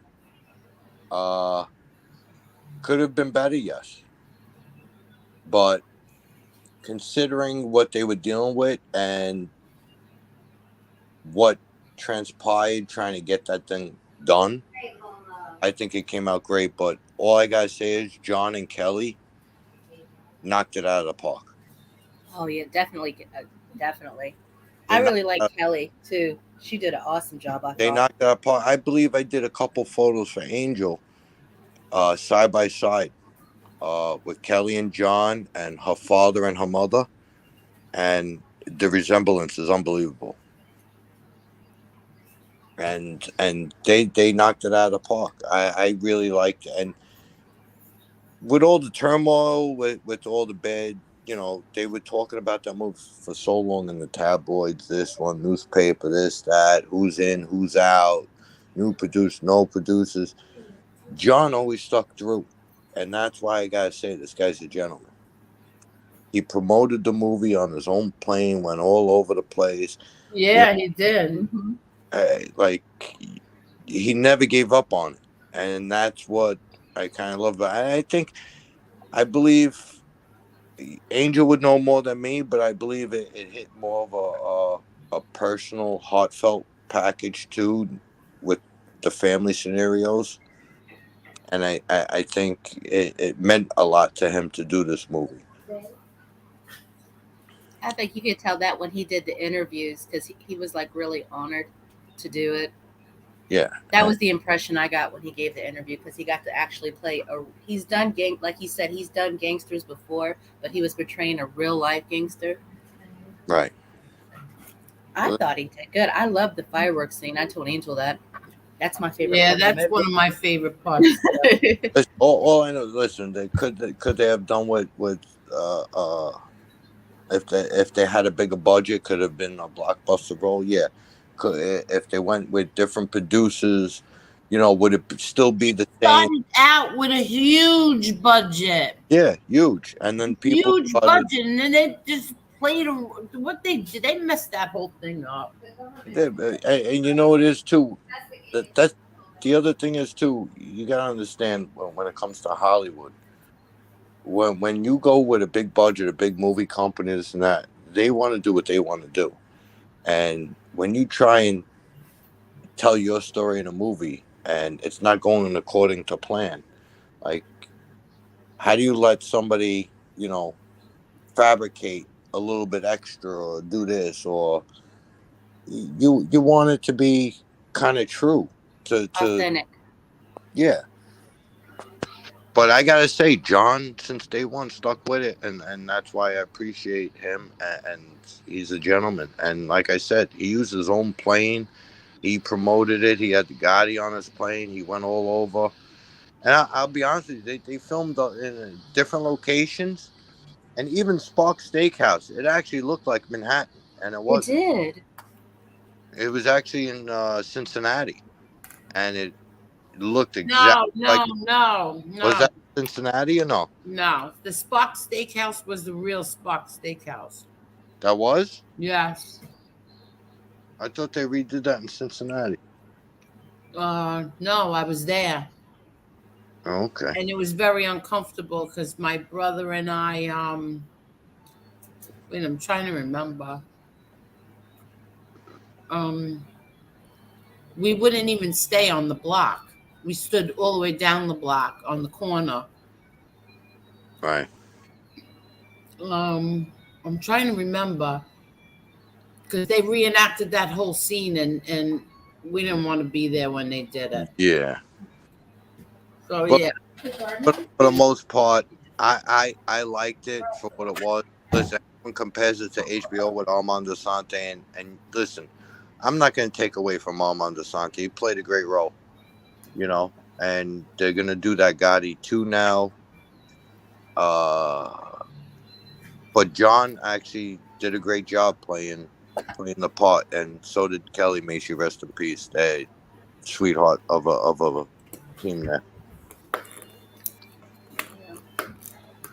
I'm trying to remember. I think they did 2 locations for that. And it's driving me crazy, but I'm pretty sure they did because they did 2 locations. They did it in Cincinnati and then in right there in Manhattan. Yeah, I think they did because, like I said, when I did see it, I believe your brother sent me a picture of Cincinnati and said, "What do you think?" I said, "It's great." I said, "But there's only one issue." He goes, "What's that?" I said, "The cars are facing the wrong way. It was a one-way street." Yeah. Going the other way. But only the people from New York would know something like that, from knowing that block. You would know. And he's like, "Wow, you even spotted that?" But the awning, the sign, everything. But that's like minor things. I'm talking about like the acting, this and that, and I think John and Kelly did a wonderful job portraying the part and doing a great job. Even Willie did a good job. No, all of them. Exactly. You're right, Mario. Wrong director. Yeah. Well, how many directors changed, right? Or producers? It went through so many different hands. That movie was in the works for how long? Yeah, but that was not supposed to. That scene was not supposed to be in that movie.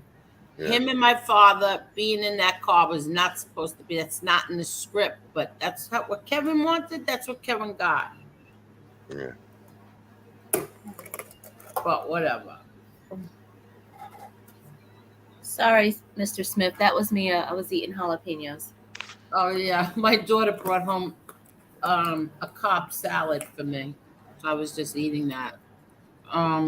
You're eating jalapenos, Marla? In the jar, not like a fresh one.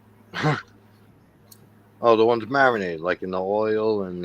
Yeah, the hot ones. Yeah. Yeah, you did. You were crying. I think you were crying. You know what I did? I went after. I saw it at the premiere. I saw it at both premieres. And then I saw it. Yeah, I saw it those 2 times, both premieres. And then one day, I just wanted to. When you ever have those days like that? I had one today. Do you ever have those days where you feel like you need to let out a big cry? Why?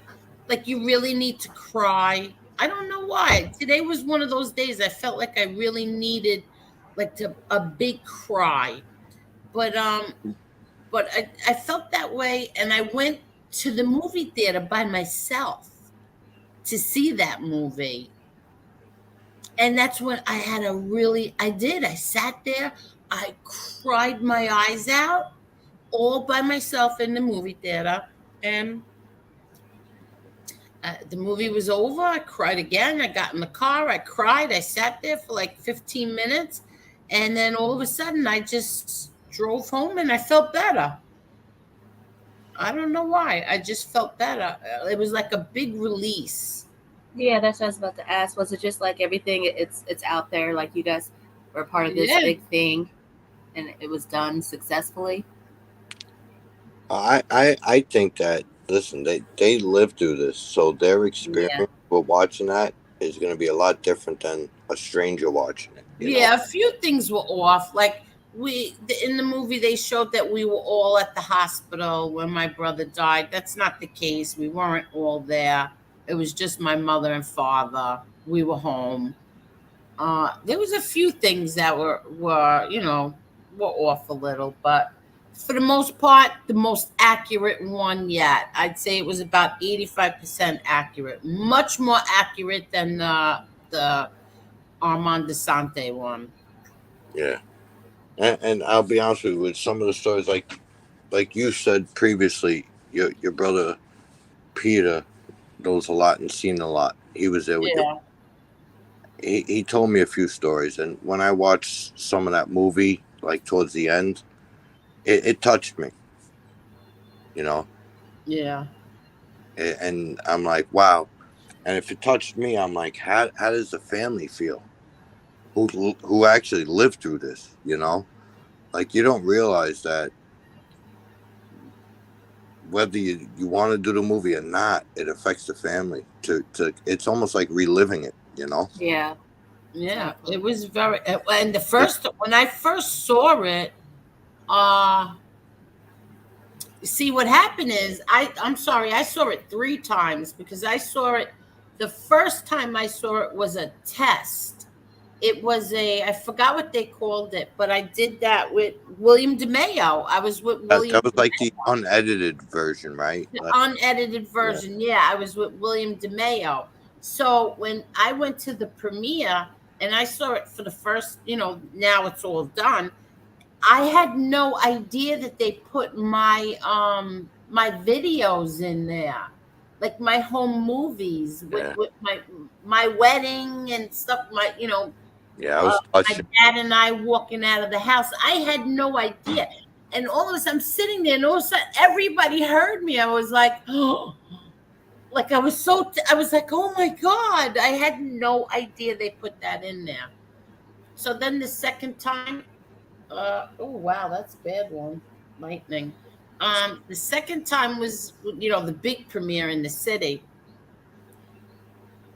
So then the third time, I just wanted to see it by myself, and I just cried my eyes out. I really cried hard, and then I felt better after that. Can you hear the thunder and lightning? I mean, can you can hear the thunder from here? I heard it. I hear it by me. Oh, all right. I thought that Spencer, he did a good job as your brother, Spencer. I loved that kid. Yeah, let me tell you how sweet that kid was. He was such a good. He's another one, such a sweetheart. He had so many girls chasing him. He was a real sweetheart. I really liked him too. And I'll be honest with you, with this movie, I like that Pitbull did the score. Nobody really realized that. I know he did. He did it was during the fireworks scene too. They played one of his songs and then the opening. Well, he did the whole score, and that song with Leona Lewis and what's his name, Dax? Not Dax. Leona Lewis and that rapper. I love that song. Empire. Yeah, Empire. That's not Leona Lewis. That's Chetty. Oh, Chetty. Chetty. I couldn't remember her name the last time. Chetty. And it's funny because Chetty is a friend of my father's daughter. Wow. Yeah. Very beautiful voice. And she's a sweetheart. She's a doll. But so yeah, Empire and Chetty did that song, Shadow of My Father. I know. That song makes me cry every time I hear it. Yeah. Because you hear my father's voice. My father is talking in there. Yeah. No, that's on Angela's channel. I'm sorry, John. I just meant to tell everybody that's on Angela's channel. I love that song. Yeah, she played the whole song. She played. Yeah. But that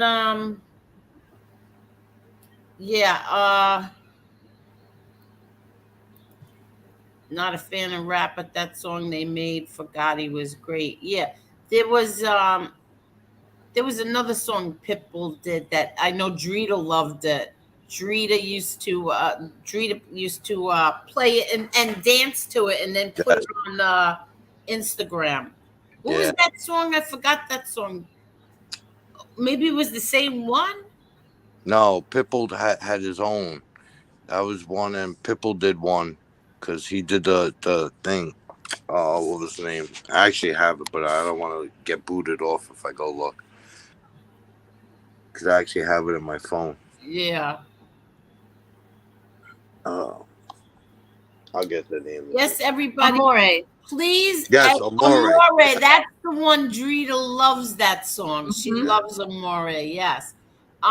Please subscribe to Assassinino. He has really great videos on there. I love his channel. Yes, he does. Great channel. Yes, he does. Oh yeah, Richie, the lightning is going off by you. Yeah, here too. Kind of slowed down over here. Yeah, see, Ange, I know Ange. Let me see. Ange says, yes, that's why I got emotional because you told me it's accurate. Yeah. Yes, it is. Crying is a good tension reliever. You were having a lot of tension lately, Angel. Yeah. Like I felt like I needed today. Like I really felt all day like I wanted to cry so bad. But I didn't because nothing made me cry. Nothing was usually when I feel that, like I'll go watch something, that'll make me cry, but I didn't do it. And but I feel better tonight. I wasn't gonna do this tonight. Because I was going back and forth all day with something, and then I just said, you know what? Let's just do it. Maybe I'll feel better. And so far I feel better. So thank you everybody for helping me feel better.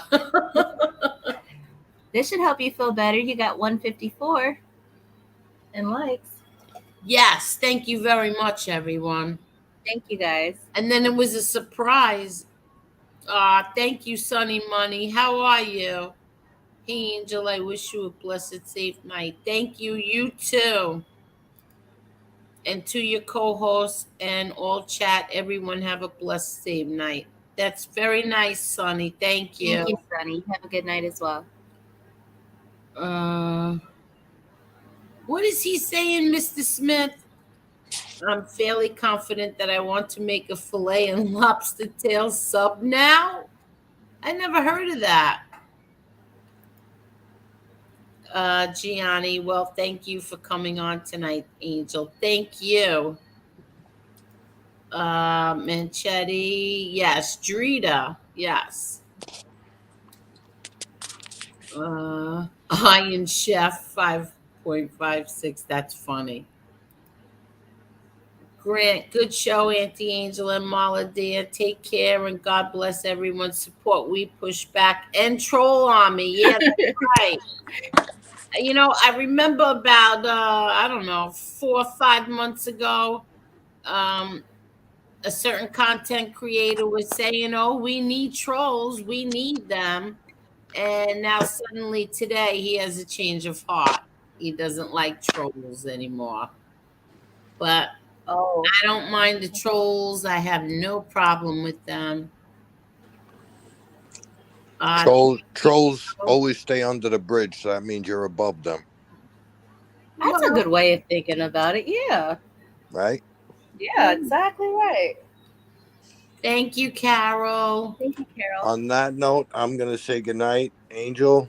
Okay, love you. Good night, John. Angela, love you too. Marla, love you. Have a good night, everyone. Have a good night. Thanks for coming on. Thank you for letting me know that Devon wanted to come on and his mom, Tanya. No problem. I'll talk to you tomorrow about the other one. All right, good. Thank you, John. All right. Have a good night. Have a good night, everyone. Good night. Good night. If you want to cry, I can make you easily. Who is the biggest troll? Let's see. Good night, John Minucci. Don't say this the end. I hate that I keep saying that. What?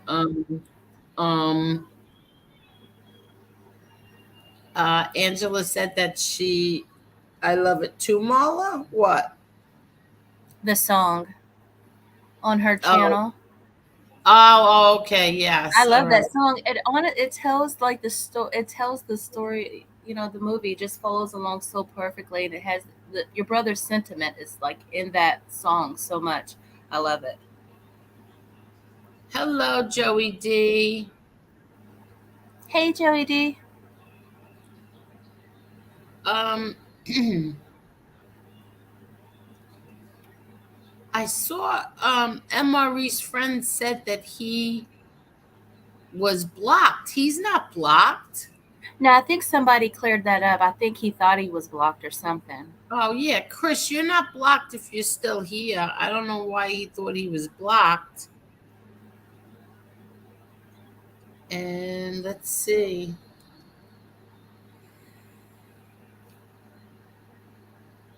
Okay. Are you good? We're good? Anything else you want to talk about? I'm good. I do want to. Next time you go to the Gravesend, I want to see the behind the scenes. I think that would be so neat. Did you stay and see anything get filmed? What'd you think? Did I what? When you went down to do the interview for Gravesend, did you get to see them film? Did you stay for that part? I didn't hear you. I'm sorry. I'm sorry. Can you hear me now?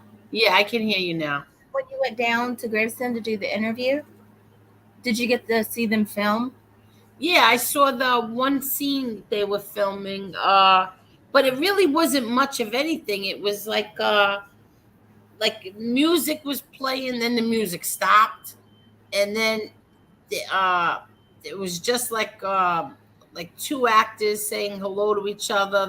I guess it was supposed to be inside the strip club. You know, it was a scene inside the strip club, and one of the actors, you know, they just showed like a girl sitting on his lap and they were kissing. So I didn't understand what was going on, but it was a nice experience. Can I ask a question? I know it's going to sound like a dumb question, but I'm just curious. What's it look like? Like, what's it like in a strip club? Like, is it nasty? What's it look like? That's where they? I wasn't at an actual. Oh, okay. No, in other words, it was an actual strip club, but it wasn't really working. How do I explain that? It wasn't really a working strip club. The strip club was closed, so they were just filming in there. I didn't really see any naked girls or anything. Okay. Yeah, they weren't walking around naked or whatever they do in the strip club. Yeah, they kind of had robe, those little tiny robes on. So I didn't see anything. Okay. Yeah, and I just saw a whole bunch of cameras and a whole bunch of people standing around. I felt sorry for the girls who had to strip and stuff like that, because they're not real strippers and they have to walk around like that. Oh wow. Yeah, unless maybe they picked real strippers. I don't know. Wow, I can't believe how long this is going on. I feel sorry for the cat outside. I wonder if he's scared. He's not domesticated though, so he might be used to it. Yeah, I don't know. Assassinino, did you see what I told you to see on? Oh no, I don't know what that is. Angel, do you know where the strip club was located?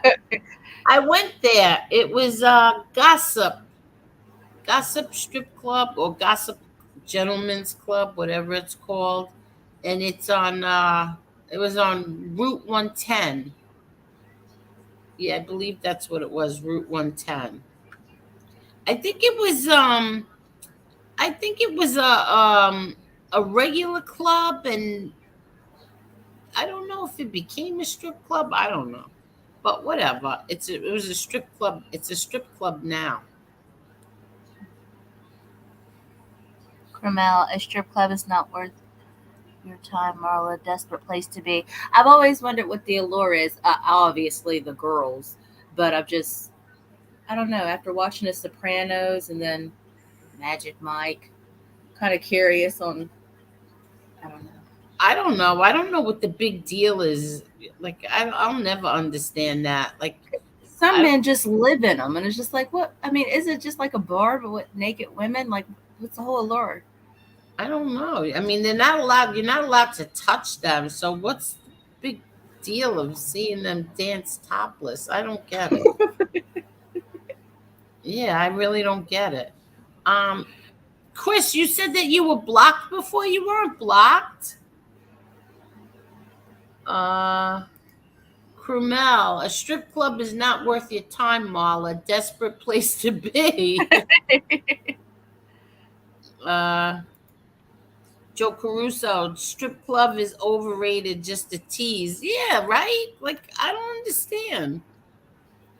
Oh, really? Some people, Gravesend, some people have addictions. It's sad. Yeah. Krumel, I have been there with a few musicians in my record company time. Oh, really? Oh, wow. Yeah. Angela, Marla, funny, I never used YouTube back then. So when I put that video up, it got so many likes and views. I was excited. I saw that, Ange. When I checked, it had 39,000 views. I said, what did she do? She just put a video up on YouTube and it's got 39,000 views. Wow, this is really bad, this thunder. I heard that. You heard it? I heard that, yeah. Yeah. If I shut the air conditioner off, you might hear it even more. But my daughter took her dogs down so I could finally shut this off. I'd have to put everything up to try to make it noisy. Hold on. Shut this. Okay. Angela. What? What Angela put. Laugh out loud. We will have to go to one night. Oh, that's too funny. The only way you get it is you pay for it. I'm married 35 years. I'm still paying. What is this? Mr. Smith, my truck is a strip club for Mrs. Smith. She won't drive it though. She hates my truck. Wait, I'm Marla gonna ask you to just hold the fort for a minute. I gotta put the alarm on. Okay. Joe Caruso, majority of strip clubs are a platform for prostitution. The strippers exchange numbers with the customers to build their clientele. Dude, are you talking from experience? Because that's a lot of information to have.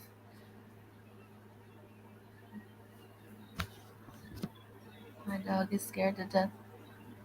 He looks under, right under the table and tries to get up in my lap, which is full-grown German Shepherd. It's a bit too much.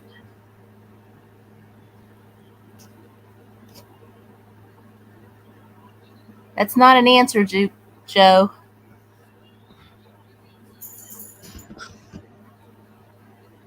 Brooklyn Bounce. I'll tell Angel that you're interested in being a moderator.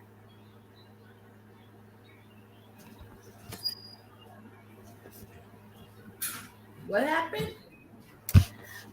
I heard Brooklyn, my name. Brooklyn Bounce. He wants. He asked if he could be a moderator so he can help drop links. Oh, sure. Doesn't ever start any stuff with anyone. All right, not a problem. Hold on. And Mr. Joe Caruso was giving us some background information on strip clubs. How does he know about them? That's exactly what I said. He said the majority of strip clubs are a platform for prostitutions. The strippers exchange numbers with the customers to build their clientele. What is it? Hold on 1 minute. You plead the fifth. No problem, Brooklyn. Like that. Yeah, that was Joe Caruso. Oops, hold on.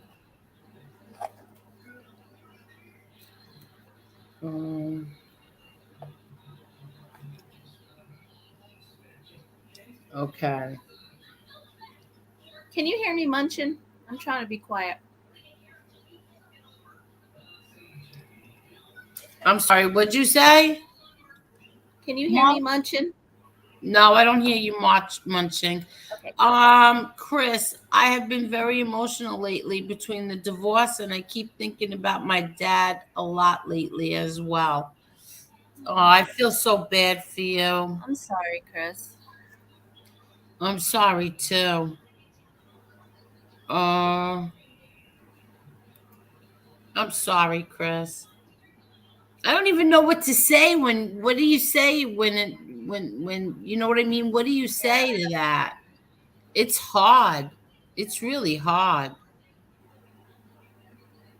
Today, I don't even know why. I just think that everything, just like I'm pretty good. Like I let whatever people say like bounce off me. I don't. It doesn't affect me, especially when I know the other person is just a evil, vile. Ugh.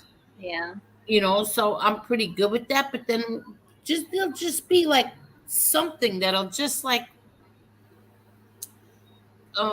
something like you just want to let it all out, like let out a big cry, but I didn't have anything to cry about, thank God. Yeah.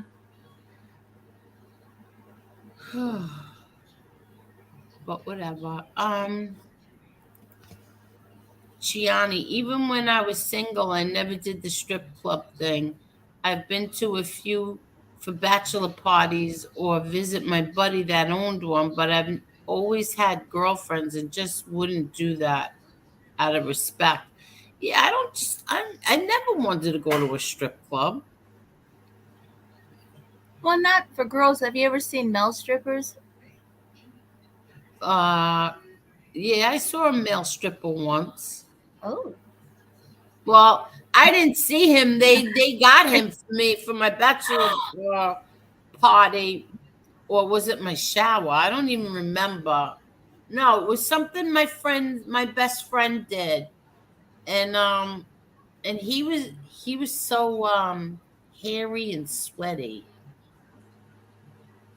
Really? Yeah, I didn't like him. Yeah, I didn't like him. Nobody's words make that kind of thing bit better, unfortunately. Only time makes the difference, exactly. Yeah. See, I don't even know what to say.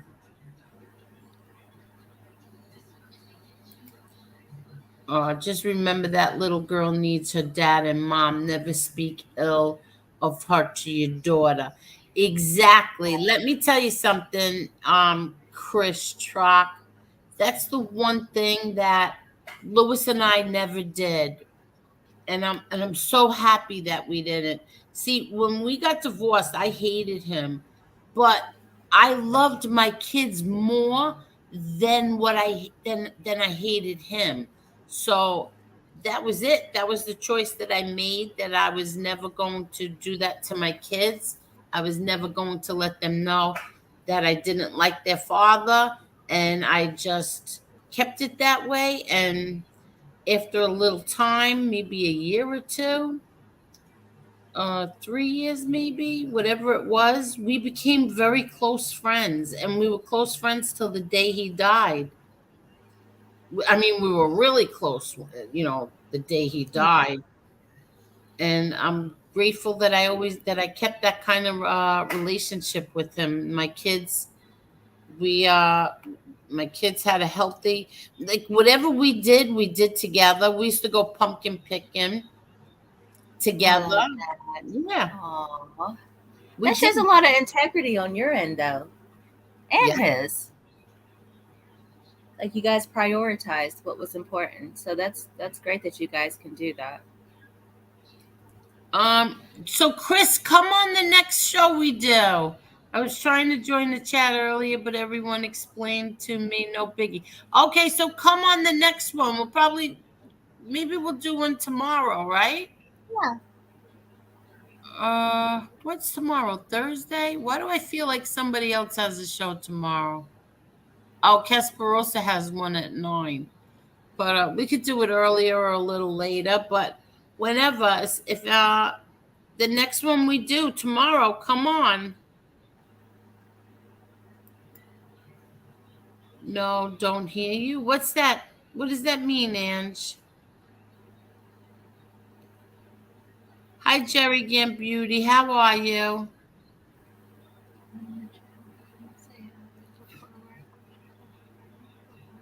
Oh, look at this. Hi, Parasite Slayer. Just an observation. Not talking about Fat Boy is working. His viewers are down, and he's resorting to talking about Callie G. What? And doxing him, and he mentions me, who he's so badly. I can't. I can't. I really can't handle it. Callie G. What did Callie G do? Oh God. I can't. I think that's too funny. But seriously, I'm not. He's so not worth it. He's so not worth it to me. That's it. This cash well has dried up on this end. Um, Sorry, Chris. It's so hard losing someone. I can't get over my brother's death. Yeah, it's true. It's very true. Um, I, Listen, my brother's gone a really, really long time, and I still don't. I'm not good with it. Still not good with it. You just learn to live with it. You never get over it. No, you never get over it. Did you ever have anybody close to you die, Marla? Just my husband, and he died in a bed. Right. He died. We were remodeling, and he just went to bed one night. He took a shower, went to bed, and woke up the next day, and he was gone. What do you mean? He died in his sleep? Yeah, he died. Yeah, they said he probably didn't feel anything, because I was wondering about that, because I didn't feel anything. Like I went to sleep that night. We woke up. Our son actually got into bed with us in the middle of the youngest, the baby. I think I picked him up and brought him in bed. You know how sometimes they just want to be laying on you to go to bed. So I did that night, and we woke up and he was gone. And so he died in his sleep. The same thing happened to Lewis. The same exact thing. So that must have been horribly traumatizing for you as well. Yeah, it was. Well, I mean, I didn't know. I just woke up and I just noticed that his face had changed colors, and I just thought, oh God, this can't be good. And then I called his best friend down there, and then they asked us to go up to the best friend's house. So I had to get the girls. They just put on their morning robe, and we had to go up to the neighbor's house, and then they called the ambulance, and I knew it wasn't good at all. And then they wouldn't let me come in the house, and the ambulance, when they got there, they told us, they said, we're sorry, because they said he had been gone for too long, and I guess after you pass, they won't even try. Like, they won't attempt to do anything. So they didn't. The ambulance came, and that was that. And then we were in Texas at the time. We lived in Texas, so I couldn't even make the phone calls to everybody. I was just like zoned out. I was there. You know how you're there, but you're not there. That's kind of how I was for days. Like, I just was there, but I was just going through the motions. I couldn't tell our girls. I couldn't. Everybody had to talk for me, because I guess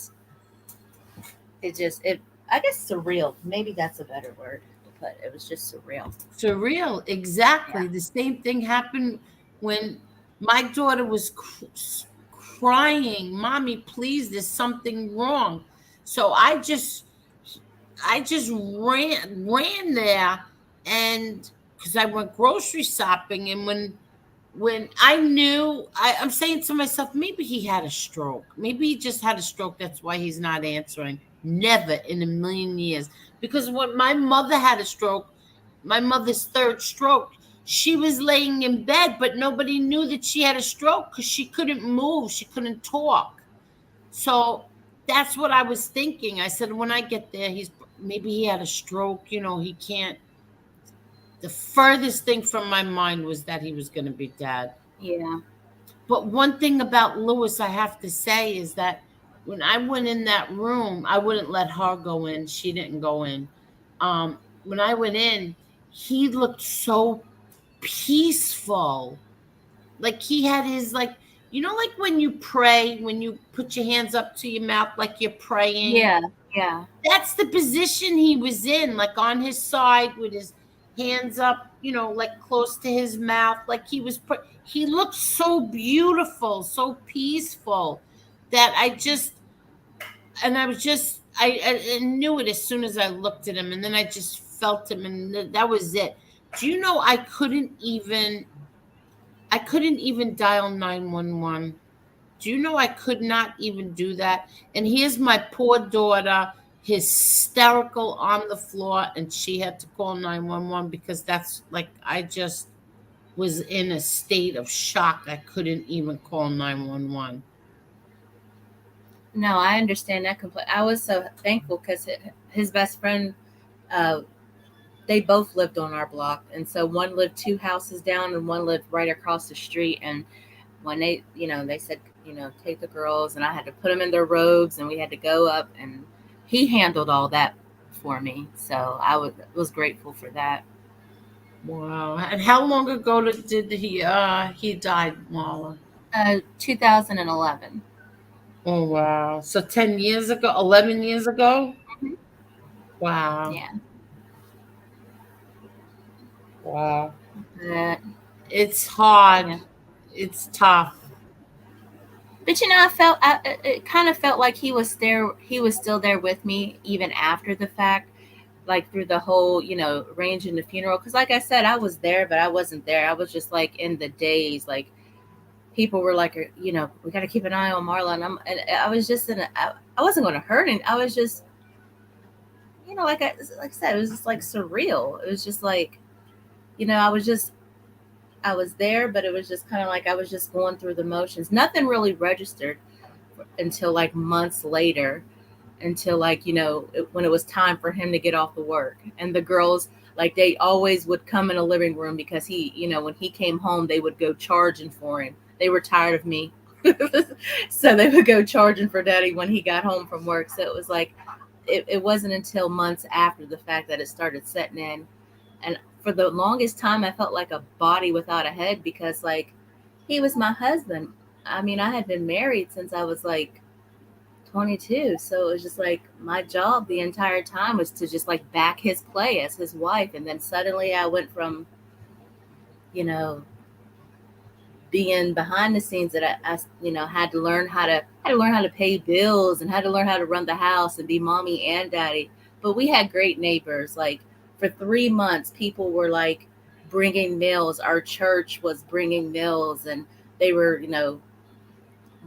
coming to watch the kids so I could go to Bible study and things like that. Like our neighbors were awesome. They were really great. And that year they put up, because he did like all the man job, like taking out the trash and like the Christmas lights. He did all that. And so I didn't want anything to change after the fact. So you should have saw me trying to put up Christmas lights. It was his friends found it was like, we got this, go in the house. Like the whole block full of men came from our Bibles. They just showed up and said, come off the roof. We'll do it. Because I got up there and then was scared when I looked down. Oh, wow. And they said, come on down, we'll do it. So they put up the Christmas lights. They took them off. And then they would, because he did the yard work too. Like he would plant the flowers in our flower bed and everything. Yeah. They took over all that. So they were awesome. They showed me how to clip the dogs and everything. They would come by and check the car, do the oil change. They were awesome. Like they were really awesome. So. Oh, that's really good. Yeah. So did your husband die of a heart attack? He had I don't know the technical name for it. It's the heart attack. It's literally called the Widowmaker. It was one artery was 80% blocked. Over 80% blocked. I forget what that heart attack is called, but we had 2 autopsies done because he had literally gone to the doctors 2 days before he passed. And I was thinking, why didn't they catch it then? Like if there was anything wrong, why wouldn't they have caught it then? But Lewis was a heart attack too. He died in his sleep, and they said the same thing. There was no trauma, nothing, because he looked so beautiful. He just went peacefully in his sleep.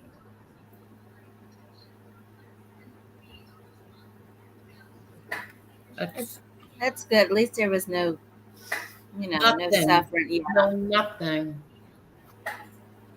He just went right in his sleep. He had a heart attack in his sleep.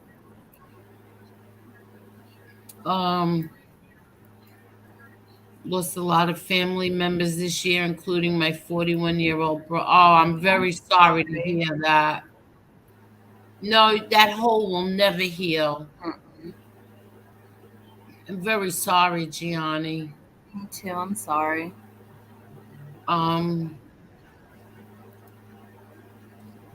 Scorpion Batty announcement. I recently purchased the book Shadow of My Father on Amazon. Oh, thank you. Thank you. Enjoy. My book came, the Providence one. It came yesterday. I didn't get mine yet. I wonder why. I was supposed to get it Tuesday. What's today? Oh, really? Yeah. Today's Wednesday. I have to see why I didn't get it. Cromel, my first two brothers. Did you start reading it? No, I'm actually I'm going to read it. I was in the middle. Candace Owens. She has one that's called Blackout. So once I'm finished with that one, then I'll start on the other one. Oh, okay. Okay, good. My two brothers died at 4 and 14. I will never forget them. And then there is the grief of my parents. Oh, wow. I'm sorry, Kamal. That's horrible. I'm sorry, Kamal. Anne said she didn't hear you chewing. I was at the jalapenos.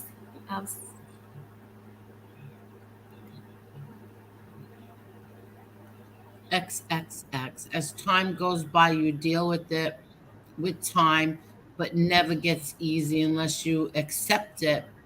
But you never can. At least I can't. No, exactly. Yeah. It's very hard. It's very hard, especially all these years later. I mean, Ange lost a brother too. Yeah. I know how much it hurts her. Very sorry. Yeah. You just say it will get better. Yeah, that's true. Can Marla whisper to me in bed? What? Mr. Smith, behave. I'm telling you, that man, he's going to live on the couch. He's going to live on the couch. Get wind of him, and he's in trouble. Thank you, Carol. Gianni, we'll see them again. I know it. I don't question it. That's what's going to happen, but they're always with us until we get there. I talk to my bro a lot, probably look a little nuts, but I know he hears me. See, I do that too. I do Gianni. too. Yeah. You do? You yes, talk I do. Yeah. Yeah. So do I. I don't care where I am either. I'll just start talking to them in the car, if I'm in here in the kitchen, or if I'm in the supermarket. That's what I do. I talk to them. At least I know I'm normal now. I'm not the only one who does that. I don't care who's watching or listening. I talk to them when I feel like it. I'll even talk to Lewis in the car. I start yelling at him. I start cursing him. I've done that a couple times. I do. I curse him. Because sometimes I just get so mad, like he was supposed to go to the doctor that day, and oh God, he should have went to the doctor the week before. What are you gonna do? Good night, Richie. Good night. Thank you. Yeah, I know. You have to bite your tongue when it comes to you. Listen, Chris, the one thing that I decided was that I loved my kids more than I hated their father. That's how it that's how it that's how I what I did. And you know what? I'm glad that I did it that way because we had a very, very good relationship. We were really close. I could tell him anything, he could tell me anything, and I could even curse him out when I had to curse him out. So, and not that he ever really cursed me out, but he could if he wanted to. He could if he had to. What the heck was that? Funerals. I'm not eating anymore. That wasn't me. I mean, was that snoring? Oh no, he's wide awake. Oh, okay. Yeah. Funerals are for everyone very hard. Yeah, Yeah. true. I'm sorry for everyone in the chat who lost someone close to them. Thank you, Mob Rats, too. And thank you. Good night, Donald Pittman. Thank you. Good night. I know. I miss my mom so much every day, Mob Rats, too. Oh, I'm sorry. Yeah, everybody does. I love Candace Owens, too. Oh, I was just reading her other. Yes, Angela, I had good friends and neighbors. And yes, I love Candace Owens. Yeah, me too. I love Candace Owens. Oh, she wants to know what book you're reading. Blackout? No, Blackout by Candace Owens, and then the other one is What Price Providence. Yes. You can get that on Amazon. What Price Providence. It has I think Emma Reese said his uncle is in the book too. My father, Raymond Patriarca, and Kevin's uncle, Kevin Gerard Wilmette. Mm-hmm. Yes. Isn't Kevin is Kevin related to him? The one that's in here in the chat sometimes. Yeah, okay. That's his uncle. Okay, because when I got the book, he said thank you, and I wasn't sure, but I didn't know if he was talking to me or Marie at the time. Yeah, well, that's his uncle. He's probably talking to both of you. Okay. Yeah. I think that's about it. I wanted to see what where did Parasite Slayer go? Because I'm curious now why Callie G is on that list. I just can't. What the heck did Callie G ever do? I think this is so ridiculous. All right. Hi, Jason 6666. So you ready, Marla? Yeah. Oh, it's been 3 hours. We did good. Yeah, we did good. We did good. It's been 3 hours. What did we do as far as the likes? I always try to refresh to see where we are at. All right. Please hit the like button on your way out, or on your way in, or on your way out. 160 likes. Thank you, everyone. Very good. Thank you, everyone. And I think that's it. Yeah. Anything you wanted to say to close out, or? Angel, Angel, another great show. Thank you both thanks so much, both of you. Marla, you're great. Yes, thank you. Is. Thank you, everybody, and thank you, Miss Marla, very much. No problem. Thank you. Thank you, everyone. Have a good night, Angel. Have a good night, chat. You too. Good night, everybody. Thank you so much. Thank you.